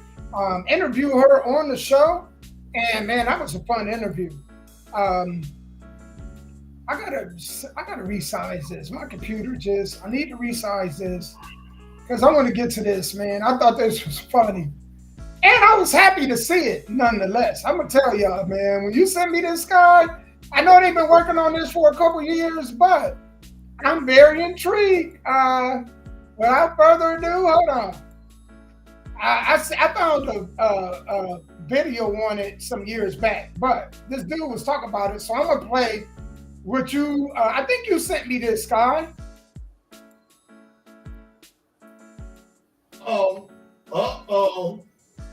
Hey, listen, a lot of y'all is trying to hustle off that child support. It's about to come to an end. It's about to come to an end. I don't know if you're out there looking for an NFL player, NBA player, MLB player, whoever you're looking for to come up, but that child support come up, it's a wrap. Because I can tell you right now, brother ain't going to forget to use his birth control. It's not going to happen. Matter of fact, I am buying stock in this company because I know it's going to go through the roof. It's a wrap. It's a wrap. You don't have that plan. That plan a lot of you hoes had. This is it. This has come and it's killed your plan. It's over. It's over. So get you a trade, learn artificial intelligence, learn engineering, do something. Do something. And a lot of you who hustle as athletes, you already are smart and in different professions, but that shit over with. All right, there will be no more laying on your back for getting a check. Because one thing brother ain't gonna get to do is take his damn birth control. So his jail is gonna go through the roof. It'll probably be sold out in a lot of places like Atlanta, Miami, LA, where all the big balls. Listen. All right, so let me just say this. You know who gonna go out of business when it's become officially consistently on the shelf? Who's that? Who's that? Lotion, coconut oil, all that. This gonna be the new lotion. You hear me? Brothers gonna be putting that on their full body. I guarantee. A birth control gel. I watched the commercial where this gel, you gotta rub it into your shoulders. Mm-hmm. Brothers gonna be rubbing that on their back, stomach. Hey, baby, rub this on my calves. I'm telling you. You know what I'm saying? Okay, well, it stops you from having kids, but it don't stop STDs. That's what folks are not understanding. I can't get her pregnant, but still, if she's out sleeping with a bunch of people unprotected and you sleeping with people unprotected. Let me tell you. I hate to say this, guy. I'm gonna play devil's advocate. There's some brothers that would prefer the STD over the kid. Yes, it is. STD you might be able to get rid of, but that baby mama you can't. Absolutely. It's some diseases that might take you off this earth in 7 years. Kids are 18 plus, right? Okay. Yeah, you're right. If they had to play Russian roulette, they take the STD over the kids. Man, these brothers like kill me. You can see a child support doing it. Kill me right now. Hell, brothers out here wishing they was off the planet. They see that child support come out, they check. They like, Lord, take me right now. Man, yeah, you're right about that. Well, I mean, if they figuring, because they have female condoms and people don't know that, you can go buy those. Females can have birth controls put in their arms and stomachs and all this stuff. Now you telling me that there's a gel that they can rub on themselves to, what is it literally supposed to do? Stop them from ejaculating or kill sperm before it comes out? It kills the sperm count. I mean, it really kills it at astronomical levels. Like spermicide inside of a condom. Yeah, it's like, that's basically what it is. Yep. If they get that, man, I'm telling you, hey, What's that? fellas, we in it now, fellas. Now y'all And can he sell said, y'all sperm. You know and he what said, I'm what? saying? And he said, what was the name of the company? Hold on. Let me go ahead and play. Let me see the ticker sign for that. Let me go to my stocks and bonds and see the ticker sign. I know. I might have to invest in that. The UW medicine, I guess that's University of Washington, was working on that a couple years. So let me go ahead and play this, because this kind of goes into a two sky. So let me play this, because a couple tried this. They were on the trial for it, and they tried it. So play for me. Are you gonna play? Are you not gonna play? It didn't want to. It did. The link broke. Dang it! Hold on. Let me try it again. Yeah, let's see if I can play this. They trying to. Oh, Ross Lake. Ross Lake, Yeah. Rainier. We are weekend at Rainier. The next adventure is never far away for Alex Springer and Mel Hopkins. Yeah, our first date was a hike. Yeah, well, the first year of our relationship, because of COVID, we just did like outdoor stuff and road trips. So This active Seattle couple is setting off on a new course that others may someday be able to follow. They're among the first to test a new type of male birth control. Yeah, I've been applying the gel for a year. And you just get a habit, and it fits in pretty seamlessly to my morning routine. I think I apply a gel right after I apply my deodorant. That's kind of how I see it. It's not very different. UW Medicine Dr. Stephanie Page is leading the Seattle site of an international study on the gel. We know that these methods can be effective for 95% of men if they're used as directed. And I would take the product in my left hand and apply it to my right shoulder, and it rubs in very nicely. It has an alcohol component, just like hand sanitizer, so it dries very quickly. Men apply to both shoulders once a day. The hormones in the gel gradually lower the production of sperm to a level where a pregnancy isn't likely. For Alex and Mel, it's a solution to a dilemma. I tried the birth control pill and IUDs and a couple other methods too. And for type 1 diabetes, there's just like a lot to deal with as far as like hormone fluctuations and how that affects my blood sugar. And I just am very weary about suppressing my hormones for a long time. I felt like this was a great opportunity for us to try something where the treatment would be on me, and sort of the responsibility and opportunity to kind of move our relationship forward without her having to worry about hormonal changes to her body. One of the really important points about this contraceptive gel, in contrast to some other methods that are available for men, is that we know it's 100% reversible. So when men stop using the gel in 6 to 12 weeks, their sperm count comes back and they restore their fertility. For this couple, it's been a journey worth taking. I just think it was a really cool moment where the pressure wasn't all on me, and that was really nice. I think I was hesitant at first, but then we read into it and talked with the care providers and became comfortable with it. And I think, I haven't looked back. If you're interested in trying the gel, the study is enrolling more couples to take part. Participation will last about 2 years. Learn more details about the study on the UW Medicine newsroom. All right, so there it is. What you think, Scott? I think that for people out here, and it's not always for people that's cheating. It's just folks out here who don't like condoms but don't want kids neither. Right. But hey, if it doesn't have a lot of bad side effects, I'm all for it. I'm all for it. If it's natural and it's gonna do its job, hey, I don't have nothing negative to say. Now, if it's gonna cause you to have a third eye or extra finger or toe, then you might want to be careful. But this is why they still say they're in the research stage. That's why he says it's taking 2 years if you want to be a guinea pig. You know what I'm saying? To see what actually works. Yeah, give you 2 sets of balls. There you go. You try to figure out what's going on. Absolutely. Man, that's crazy.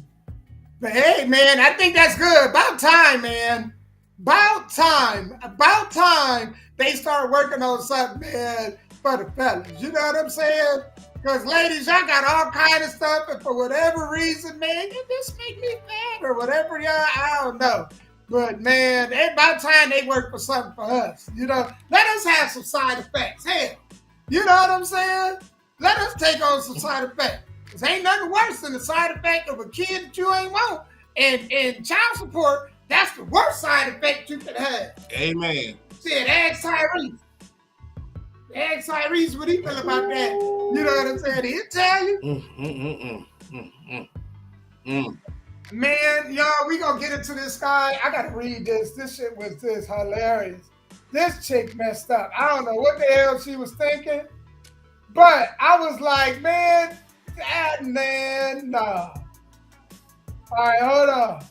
I gotta read this, y'all, so I'm gonna have to cut the music. Actually, I ain't gonna cut the music. I'm gonna let the music play.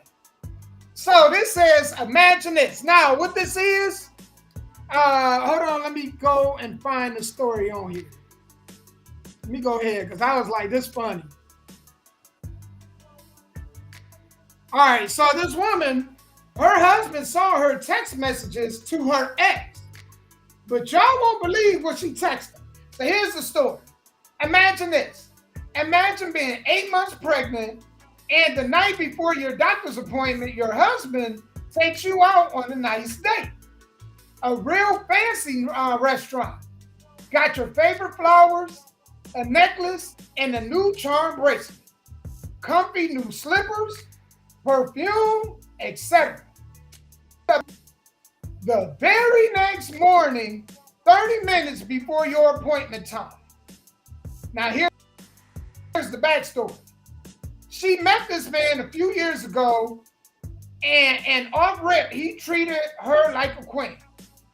Their very first date was a night out on the front of the lake.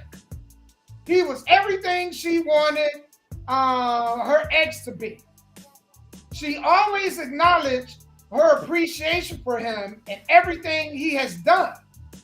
He has never cheated, rubs her feet, her belly faithfully, legit caters to her and her every need/want. That sounds like the perfect guy, right? Well, fast forward, while they were on their date, she snapped pictures and videos of everything, and she sent them to her ex. She shared how she wished it was him who did those things to her, and how it was him she should have been pregnant for, and how she wished that he loved her, how he still loved her, how she still loved him, and maybe one day they could come back from this. Her husband saw the messages. Now she knew it was wrong, but she loved her husband and don't want to lose him over stupid texts and hormones. She didn't mean those things. She said she was just pregnant and emotional. She said, how can I fix or how can I get my husband back? He has packed all his things and some of hers and left. Well, it goes back to what you said, for better or for worse, right? So the one she didn't cheat. So I guess we in the worst part. So this is where I would stay and work it out. I mean, as long as you didn't go over there, he didn't come over there, y'all didn't meet at no hotel, you know, I could see myself working that out. Right. Yeah, I can see myself working that part out. Because, I mean, let's just be realistic. You can't read people's minds. So women are going to always look at another man like, oh, he's cute, or he has this. Hell, when you're having sex with your wife, she might be thinking about Denzel. Yeah, she might be thinking about Denzel Washington, the movie she saw. Maybe on the corner, just Elba in. Yeah, you never know. I will never get upset at a woman because she has a free spirit of a mind to think about other people instead of me. You know what I'm saying? Like, That's crazy. Now, if she acts on it, that's a whole I different think if story. you're that insecure, you shouldn't be in no relationship. Yeah. I think some dudes and women, I think if you're that insecure, I'm telling you, man, I feel like this. And I think this is a self-esteem thing, man, and a lack of confidence.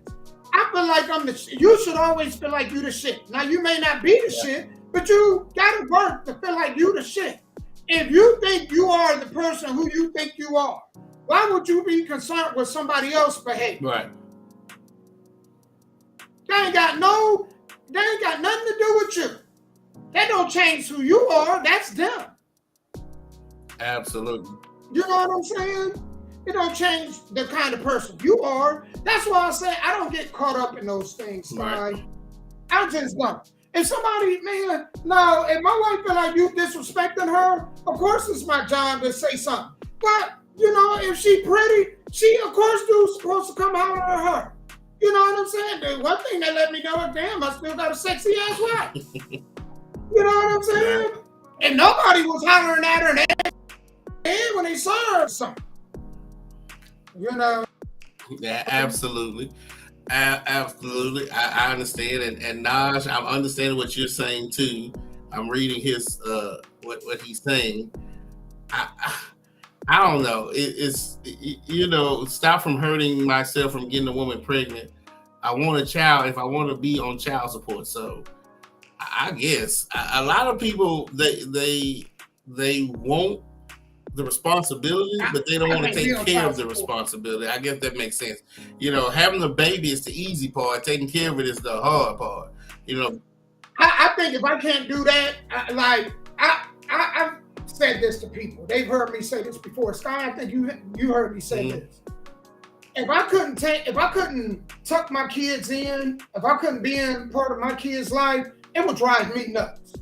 You know what I'm saying? And there's a lot of dudes, man, that literally, it is like, man, they in their life because they can't be in their kids' life. It's serious business. You know what I'm saying? It's some real dude. That's how, man, a lot of women are able to use the kids as a weapon. Because, man, they knew outside of the kids, man, they wouldn't have nothing to do with it. Absolutely. You know what I'm saying? But that's why I always say, men, it is of vital importance that we vet who we gonna marry. It is of vital importance. Me personally, I feel like if you believe in divorce, I can't marry. If you believe in divorce in any manner, under any circumstances, I couldn't be married. Because, man, you know, man, they saying who are at the front of most divorces? Women, not men, it's women. Now they say, well, the men did this and this. Why? That's regardless of the point. Because at the end of the day, you two have the choice to make it work. Right. I don't want to have kids out here and I can't see my kids. That's a painful thing. People think we don't care. The hell yeah, we do. We do care about, man, our kids and our seed. That's our seed. You just the incubator. If I don't put the seed in you, you ain't having no baby. Absolutely. Absolutely. You know what I'm saying? So, yeah, we care. But I can't do it. I don't put me on. I'm allergic. Y'all saying it, I'm getting hives right now. Let me get my itch cream. I mean, I can't do it, man. I'm allergic to being a baby daddy, child support, all that, man. It make me grab my neck and itch, man. You know what I'm saying? I don't like how it's weaponized against us either. I don't like it.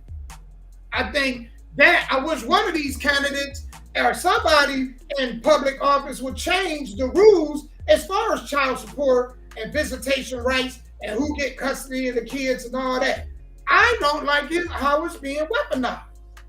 And it ain't even about the man and women, it's about the kids. Damn, what about the kids? Absolutely. Nobody thinks about that till it's too late, right? Nobody think about it. They never think about that. Some known people that suffer anyways, the kids. Yep, them the only ones that suffer, Scott. Absolutely. Man, we've been blazing through this. Last but not least, this is probably the last topic we're gonna be talking about. So y'all seen that Sunday game? I know Nas, are you a Browns fan? I don't know if Nas is a Browns fan or not, but man, the Browns been stinking it up, man. I actually thought they were Super Bowl contenders going into this season, and that has not even been close to the case, right? So here it is this past Sunday. Cleveland get back Nick Chubb. They just got back Nick Chubb. You know what I'm saying? From his second major knee surgery. And on the same game, they get Nick Chubb back. In Browns fashion, they lose their quarterback to a torn Achilles tendon. And when the court came out to get him, you could see him visibly crying and upset. The fans were cheering and happy and exuberant that this man had just had a major injury and that it's possible that his career could be over. Right? Mm-hmm. And they cheered for this dude.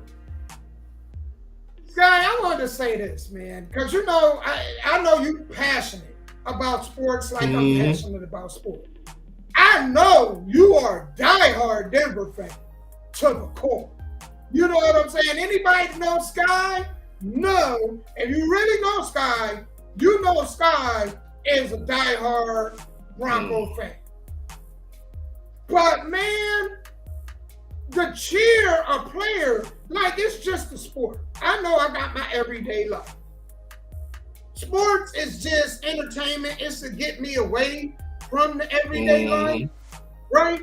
And the stresses of work and everything like that. So be able to sit there in front of the TV and watch a gladiator sport, a spectacular sport like the NFL on a Sunday, you know, sipping on whatever you're sipping on, or just hanging around with family talking junk.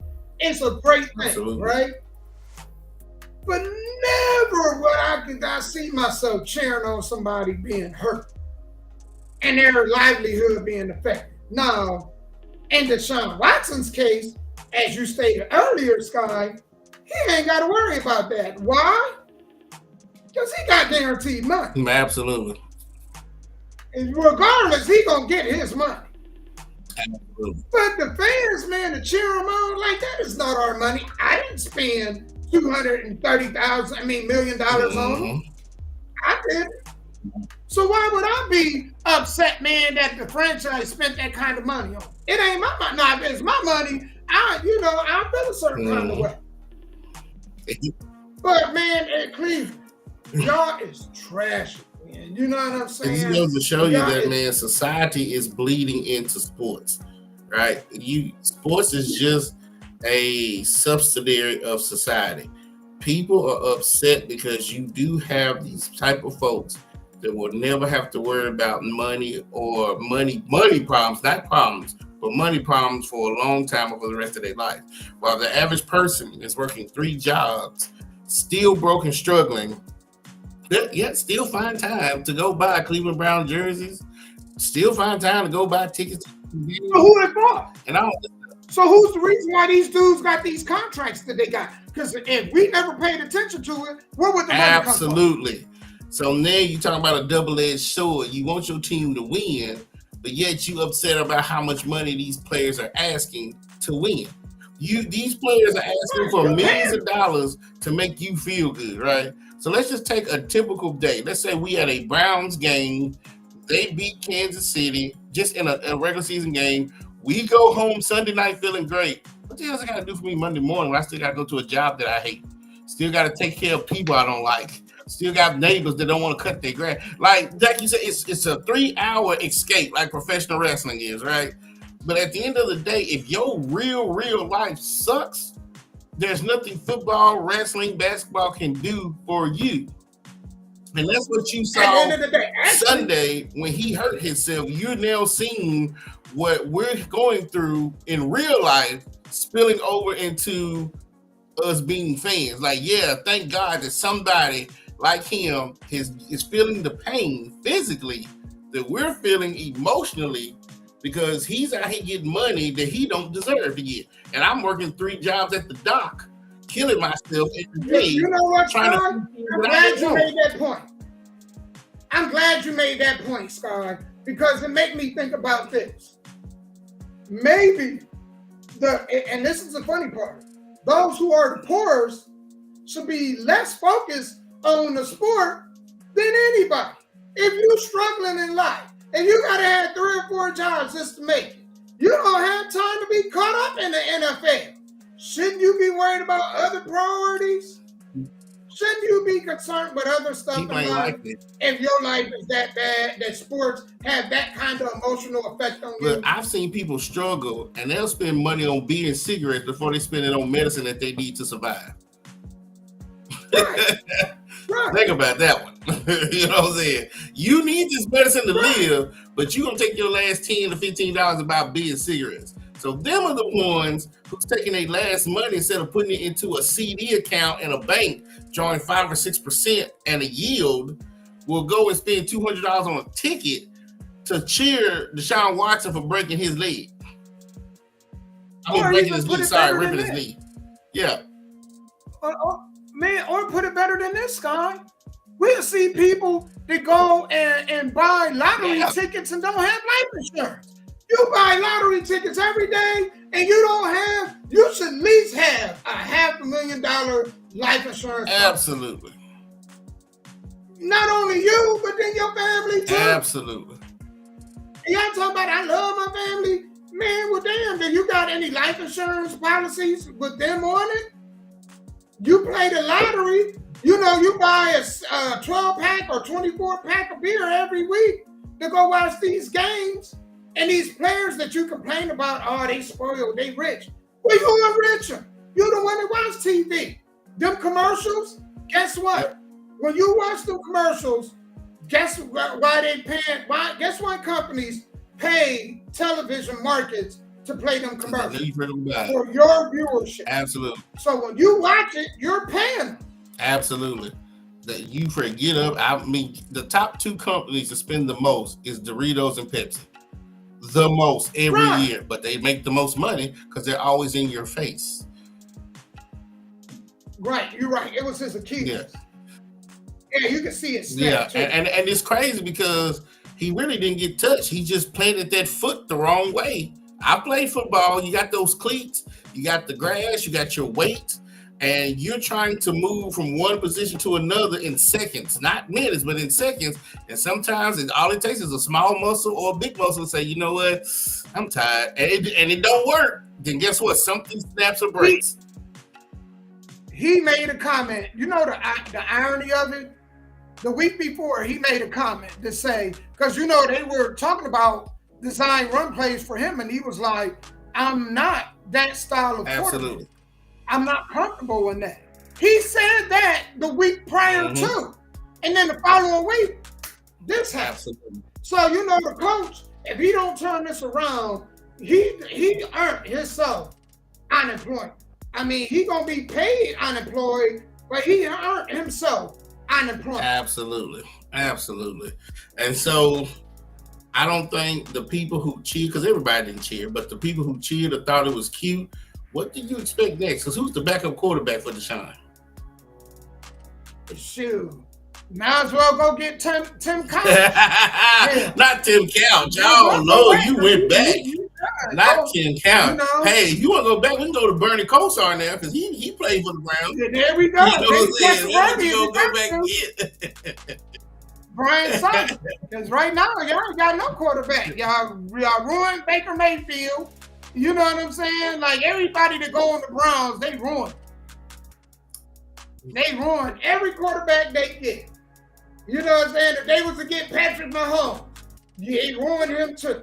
Joe Montana, Terry Bradshaw, they ruined him too.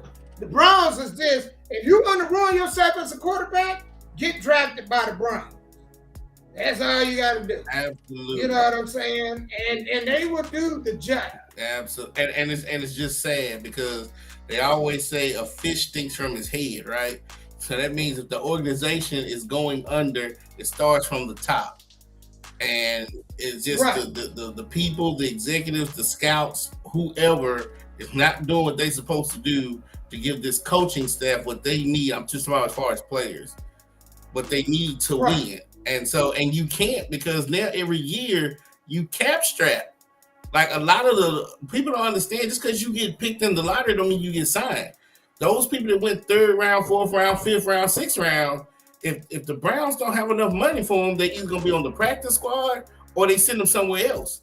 Usually your 1st and 2nd rounders get contracts, but after that, just because you get picked in the 3rd round, you still fighting for a spot. And if they've spent most of their money on Deshaun these next couple of years and they're cap strapped, why did Cleveland even draft me? Because they're not gonna sign me because they ain't got the money to sign me. Well, you should be happy that they losing, because Jerry Jeudy, y'all got a draft pick, a solid draft pick from him. So, you know, that actually is draft capital. Look at him. He's over there. Absolutely. You know, and it's sad that, you know, for certain one team's downfall is another team's upfall. But that's just how the league is built. That's just how it's built. Everybody coming up off the Browns. Houston came up off the Browns. Denver gonna come up off the Browns. Hell, the Browns is a stepping stone. Hell. And the Hassels don't care because they know 8 or 9 games a year, because now they play an odd number of games. So 8 or 9 games a year, that stadium's gonna be full of people. They're one of the, I hate to use this term, Damo, but this is what people would say. Out of the totality of the NFL, the Browns have been one of the worst franchises, right? But they've never suffered attendance. Do you know that? Out of people who suffered, the Browns never do it. The Raiders have been a franchise for a while, and they've never suffered attendance. Do you know that? But you know why that is, and that's why they'll never get back. Because the fans aren't smart. The fan base they are no brighter than the owner. Because who gonna keep going to a product that's not producing that's not yielding what they want them to yield? It's just like we were talking about earlier. I'm not gonna go to no movie if I like a specific kind of movie and you're not producing that movie. I'm just not gonna go see your movies. I'm just not gonna go see. Absolutely. So if they gonna keep buying the season tickets, they're paying to watch them lose. The owner gonna be like, you know what? They gonna come to the games anyway. Right. They're gonna come to, and that's a Jerry Jones thing. They're gonna come anyway. They're gonna come anyway. So if you quit being a fan, watch how fast it turns around. Absolutely. If you quit going to the game, if they lost 50% revenue of fans coming to games, guess what's gonna happen? They would change, right? They'll change. They'll be like, oh no, this costing me money. Absolutely. I ain't going for that. Absolutely. And then a lot of times, a lot of these, what I'm seeing is the away team bringing their people that travel. And even if the Cleveland Browns attendance went down, let's say they played Patrick Mahomes at home, they're gonna have a full stadium. I remember when Tom Brady came to play the Tennessee Titans about 4 or 5 years ago. Them tickets went up. Do you know the nosebleeds were $300? Nosebleeds for a Titan game is about $100 and something. When Tom Brady and the Patriots they lost that game too. When they came to play the Tennessee Titans in a regular season game, the nosebleeds went from $100 to $300. So sometimes when you look into that stadium, even if you're saying some of the fans are smart enough, they know the away team, depending on who it is going to cover those seats that the citizens of Cleveland want. Ain't that messed up? So you got to pay $300 to watch a bunch of dots roll around in a square? Because that's what it looked like, a bunch of dots running around in the square. Absolutely. I'll be damned. Right. You is right. And so for those who are good with their money, you know, you save, you do the things. I don't care if you spend $10,000 on seats, because it's not going to affect the household. What we're talking about is people whose priorities are just ass backwards. Your light's about to get cut off, but you were going to spend $300 to see Tom Brady throw a football? You're crazy in hell. Like, that's crazy. Why would you even do that? Right. You ain't lying, Sky. You ain't lying. Yeah, I mean, that makes no sense whatsoever. If I ain't saved up the money to do it, then I'm just not gonna do it. A lot of times when y'all see me go on vacation or anything, because I've saved up the money. It has nothing to do with the household expenses, my savings account, whatever. This is money that I save instead of going out, going to the movies, going skating, going eating. I put it in an envelope, the Dave Ramsey thing envelope. And over time I've saved it. So when I go blow it, I ain't worried about, you know what I'm saying? Right. Yeah. It ain't gonna have no effect on you. Yeah, You no right. effect, no. Absolutely.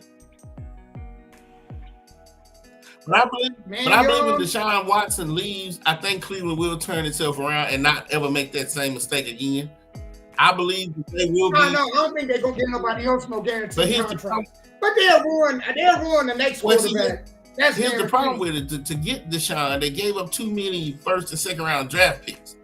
So and when Deshaun, the last one was this year. So when Deshaun leaves, if they are still, let's say, a bad team, and they get a couple of first round draft picks, then they can start this rebuilding process and never pay somebody $260 million guaranteed ever again. Because I think that's why they lost Kareem Hunt, because Kareem Hunt is now back with Kansas City. They used to have Nick Chubb and Kareem Hunt. They had a good running game before Deshaun Watson got there. They had those two running backs. He gets signed. Now all of a sudden Kareem Hunt is back with Kansas City because they probably couldn't afford Chubb, Hunt, and Deshaun Watson. Right. Right. So, but hey, again, only one team is going to walk away with the trophy. So it's you probably better off winning on scratch offs than your team going to the Super Bowl. You know what I'm saying? Right. You probably better doing that stuff. Yeah. The chances are better. Yeah, like really better. I don't ever see Cleveland winning the Super Bowl. Absolutely. Only Super Bowl we gonna win is we go to the dollar store, get a porcelain bowl, and write Super Bowl on it. Well, hey, never say never. Lady Luck might be on your side one day. Who knows? Shit, somebody kill Lady Luck in Cleveland. Ain't nothing lucky about Man, Cleveland. that's crazy because ain't nothing lucky about living in Cleveland. Because you think about it, the Titans suck, and there's some fans that but life is good here. You know what I'm saying? Like there's much more to do outside of the Titans. It's really a good place to be. But man, I've been in Cleveland. It's depressing. You know what I'm saying? Winter 9 months out of the 12. You know what I'm saying? It ain't, it is what it is. Yeah, I get it. You're right. You said we cut them because we went with analytics. Yeah, that could be true too. They decided to listen to the nerves. But now you got a quarterback that's going to hit your salary cap hard these next 2 seasons. And so let's just say he's out for a year of next year, whatever. He's gone for a year. Let's just say that you now got to bring in a third string quarterback that you can afford, because you can't afford to go out and get no damn. Who's the best back? Not even a rookie. Who's the best back? Like a Tyrod Taylor. You probably can't even afford to get you a Tyrod Taylor because the money's so tied up in Deshaun Watson. Yep. They can't even draft a quarterback. You know why? Because them rookie quarterbacks, their contracts is too big. With his large contract, it makes it where they can't even get a rookie quarterback for. They done. So unless they find a veteran quarterback to come in and take a pay cut, because the veteran minimum is what, $3 million, something like that. The veteran minimum. No, he didn't. Nah, you know what? You go on the air on the roller coaster. Not the Hall of Fame, not the Camp Rock and Roll Hall of Fame and Broadway stuff. Yeah. I almost fell out my chair. Hey, if they can get Vinny Testaverde off the couch, that might help. Something like that. Man. You better get Dan Marino or somebody. I don't think they can afford Jameson. That's what I'm saying. Like, they got him. That's what I'm saying. But if you look at their salary cap, they so close to the red, it's ridiculous. Man. And he got hurt there. Yep. Absolutely. So that's what it is. They cash strap. They can't even go into free agency and get a good offensive lineman. I mean, none of this stuff, because you tied all your money into this one player. And I don't know what they saw. Hell, he was suspended from the NFL when you gave him the contract. That's crazy. He's good. I think Deshaun is good. I just think Cleveland ruined quarterbacks. Look at Baker Mayfield. Baker Mayfield sucked. Cleveland was ruining him, and look at him now. I mean, he ain't a great quarterback, but he was almost out of the league. Cleveland literally just about ruined him. It's sad because when I was growing up, the fans are too impatient. The Raiders were two things: is where you started your career and where you ended your career. If you got drafted as a Raider, that was fine. Then you moved on, and at the end of your career, when no other team wanted you, you went to the Raiders. I think that's the Cleveland Browns now. It's okay to get drafted by the Browns for a few years and learn football and then go make your money. Or if you're a veteran and you've made your money and you just want to play a couple of more years before you retire, you go to the Cleveland Browns. Like, the Cleveland Browns are now the Raiders of the 80s and 90s when people just like, oh, you going to the Raiders? Yeah, your career's almost over. You know what I'm saying?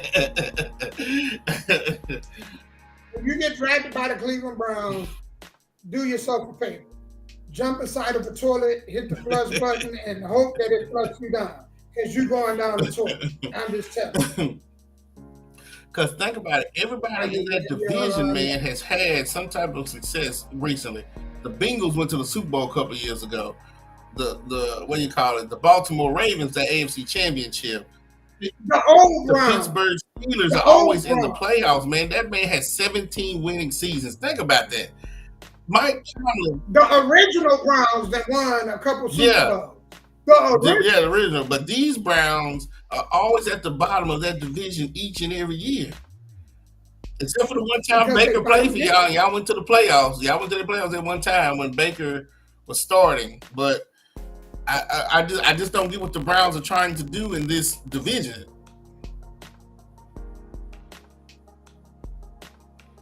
Yep. Lose. All right. Get money, make money off that stupid fan base and lose. They could do that, or it could be the coaching. I don't know what it is, y'all. It could be just a mixture of a lot of things. But it all starts with the ownership. The ownership has to do better than what they're doing as far as these contracts and these players. And are you just going to be at the bottom of the division every year and just be happy to be there? Right. Mm-hmm.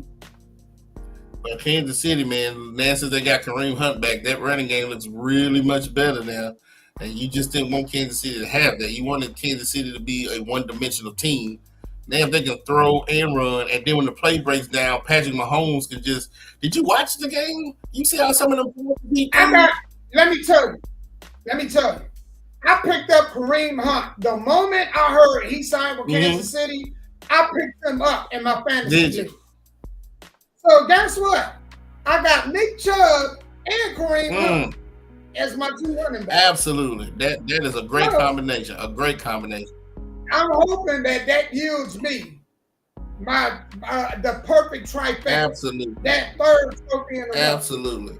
Because if y'all watch that game with Kansas City and San Francisco, man, some of them passes that Patrick Mahomes, he was shoveling. He wasn't throwing the ball. He was shoveling it to the running backs and the tight ends. Like, how the hell was he able to scramble like that and still do an accurate shovel pass to these wide receivers to pick up the first down? So this making these man, he out of this world. I think he's it makes the defensive coordinators not sleep at night. Everybody that has to play Kansas City, that has to be the roughest week of your life trying to get a game plan together for this. Now, I don't think Kansas City will go undefeated. I don't think that's going to happen. You're going to catch them on a bad day because they're humans. But the majority of people that's going to play them, boy, y'all going to have some sleepless nights. Yeah, they had a decent running game already, And you say your line needs to be fixed, but you can't fix it because where you going to go and get you a great tackle if the Browns can't afford them? You know, you have to stay with the people you got now. And you're right, the GM didn't do ish to fix it. You're right. Because they thought Deshaun was going to come in and scramble 100 times a game and be the next Patrick Mahomes. That's what they thought was going to happen. And a healthy Deshaun Watson could do that. A healthy one, right? But now he's not healthy. So what is it that you want to ask him to do? And let's say he comes back mid-season next year. Anybody has had an injury. I mean, look at my wrist. I broke my wrist wrestling. Anybody who's ever had an injury, the day that you come back, that's the only thing that's on your mind. When he comes back, the first snap that he takes, the only thing that's on his mind is his Achilles tendon. That's the only thing that's running through his mind. He ain't gonna step right. Yep. He ain't gonna move. Any defender that touches his shoelaces, he's gonna jump out of his skin because that's gonna be the only thing on his mind. You know what? You know what, Sky? They didn't just lose him for the rest of the season. You might as well say they lost him for 2 seasons. He might come back mid-season next year. Yeah, because think about he's gonna be away from football for a year. So by the time he do come back mid-season, mentally it's gonna take him a long time to get back. Physically, it's gonna take him a long time to get back. So really, you lost him this year and next year. Absolutely. So they lost. Absolutely. Now, so I don't know what they cheer for. The only thing that can happen right now is on Deshaun Watson end. He and his lawyers can go back to the team and say, "Hey, take back some of this money to help this team." Will he do it? I don't think so. But that's the only other thing. Now, I don't know if he'll ever do that, but that's the only thing that can happen. Because I don't think he's ever going to get a big payday again. No, he's not. No. I don't think he's going to, after this contract, he'd be lucky to get even half of a payday that he's getting right now. That is over with. Absolutely. Now, if I was him, I would see if I could go to Carolina. Yeah. Try to make your way to Carolina, Deshaun. You from Clemson. You be back home. You got a lot of fans there. They love you there, right? Right. And it's a fresh start. They got the cap space. Right. And, you know, Cleveland, if Carolina take you off Cleveland's books, Cleveland may not ask for a lot in return. They'll be happy with that. They may not even ask for draft capital. Absolutely. So there could be a way that he gets out of Cleveland. I think that's the best move for him and them. I see. What else did it say in his contract? Because I don't know. Maybe Naj know. As far as trade, is it a no trade clause, or does he get to pick, or does the Browns get to pick where he goes? You know what I'm saying? Yeah, all that's a variable too. But then who wants to pick up his contract because it's fully guaranteed? The Carolina Panthers pick it up. Right. They don't want to pay that money, so everybody has to wait until his contract is over. Then when his contract is over, if it was me and I had enough of it saved, I'm done with the NFL. I ain't going back.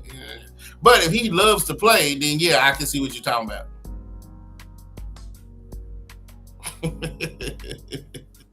That is so funny. Rod, you are hilarious. Yeah, so if he's still in love with the game, I can see him. But man, if I made $200 guaranteed after taxes and depending on his investments and his savings, I'll be thinking about something else. I'll be on a yacht somewhere fishing, or something. Right. Me too. Me too, man.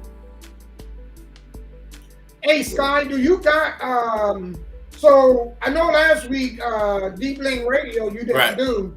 So are you guys back tonight? Yes, absolutely. I got it. It's on right now if you want to listen to it. But my actual show is scheduled for tonight at 7. Ends at 9, replay from 9 to 11. So if you want to go to offtopradio.net right now, you can listen to the Deep Link Radio show right now. And then if you want to just wait till, 7 to listen to the actual Deep Link Radio show itself, then you can wait till 7. So it's up to you. All right, John, and everybody else, man, I hope y'all have a good rest of the week. Absolutely. Fall is officially here. Yes, the 22nd show is. I wish I knew what sign. It is officially here. That hurricane winds, it cooled it down, didn't it? I wish we could have talked about that. we may go ahead and talk about it next week because I know I wanted to talk about this, man. And I know we've been hit on this, so we may slide this in the show. Did you hear that FEMA offering people, the government giving people $750 to hurricane victims? $750? You know what, man? I don't know how y'all not upset. We paying all these taxes and $750? I ran into a guy yesterday that was saying that there's a small print in there that's saying that is really a loan. And that's a loan that if you don't pay back, and I hope to find information or bring somebody that had more information on this to confirm this. But he was talking about that if you don't pay the $750 back and you own land or homes or cars, they could come and confiscate. I don't know much about FEMA like that. I don't know, so I can't answer that. I will not answer that. I do not know. Yeah, so I definitely want to dig into that because didn't get a chance to dig into it. But I just want to say this to y'all, man. You know, before we head off, the only thing guaranteed in life is death. So only worry about the things that you can control. The things that you can't control, let it grow. Absolutely. Absolutely. Right? And if you on this half of the dirt, you already won half the That's battle. it. That's true. If you're on this side, on this side there, you're absolutely correct. Shouts out to everybody who's watched it, who's, talked to us, through the whole show. Thank y'all again. Share, like, hey, we just giving y'all our opinions, man. We want to hear what y'all got to say. And thank y'all, man. Every Tuesdays is my favorite days of the week. When I was younger, it used to be the weekends, but now Tuesday is my favorite day of the week. Right. I had fun. I was especially last week. Time, like, I think I carried it pretty well, but it's not the same. I'm telling y'all, this show is not the same without stuff. You know what I'm saying? And I think, man, me and you add good balance. Absolutely. And I'm so glad because we want to do this show, but life happens. There's 52 Tuesdays a year. Me and Damo is not going to guarantee you 52 Tuesdays a year because we don't know what life is going to bring us. But we're going to try our hardest as professionals to do as many Tuesdays as God allows us to do. How about that? You most definitely, man. And then don't forget. I know we always going to keep it interesting. We talk shit. You know what I'm saying? Some of the stuff we believe, some of it we may not believe. You know what I'm saying? That's up to y'all to decide. But take it with a grain of salt, man. Y'all entitled to your own opinion. You know what I'm saying? Just like we are. Do not take what we say too personal. We adults here. Come on now. We are adults. We do not get upset off of what people say. We should always judge people by what they do. And then don't forget, Damo, he does other podcasts too. So y'all check out for that too.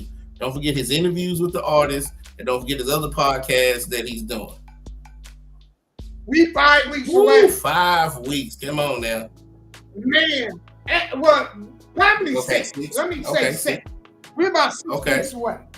We're going to decide who's going to be the winner, male artist of the year, female artist of the year.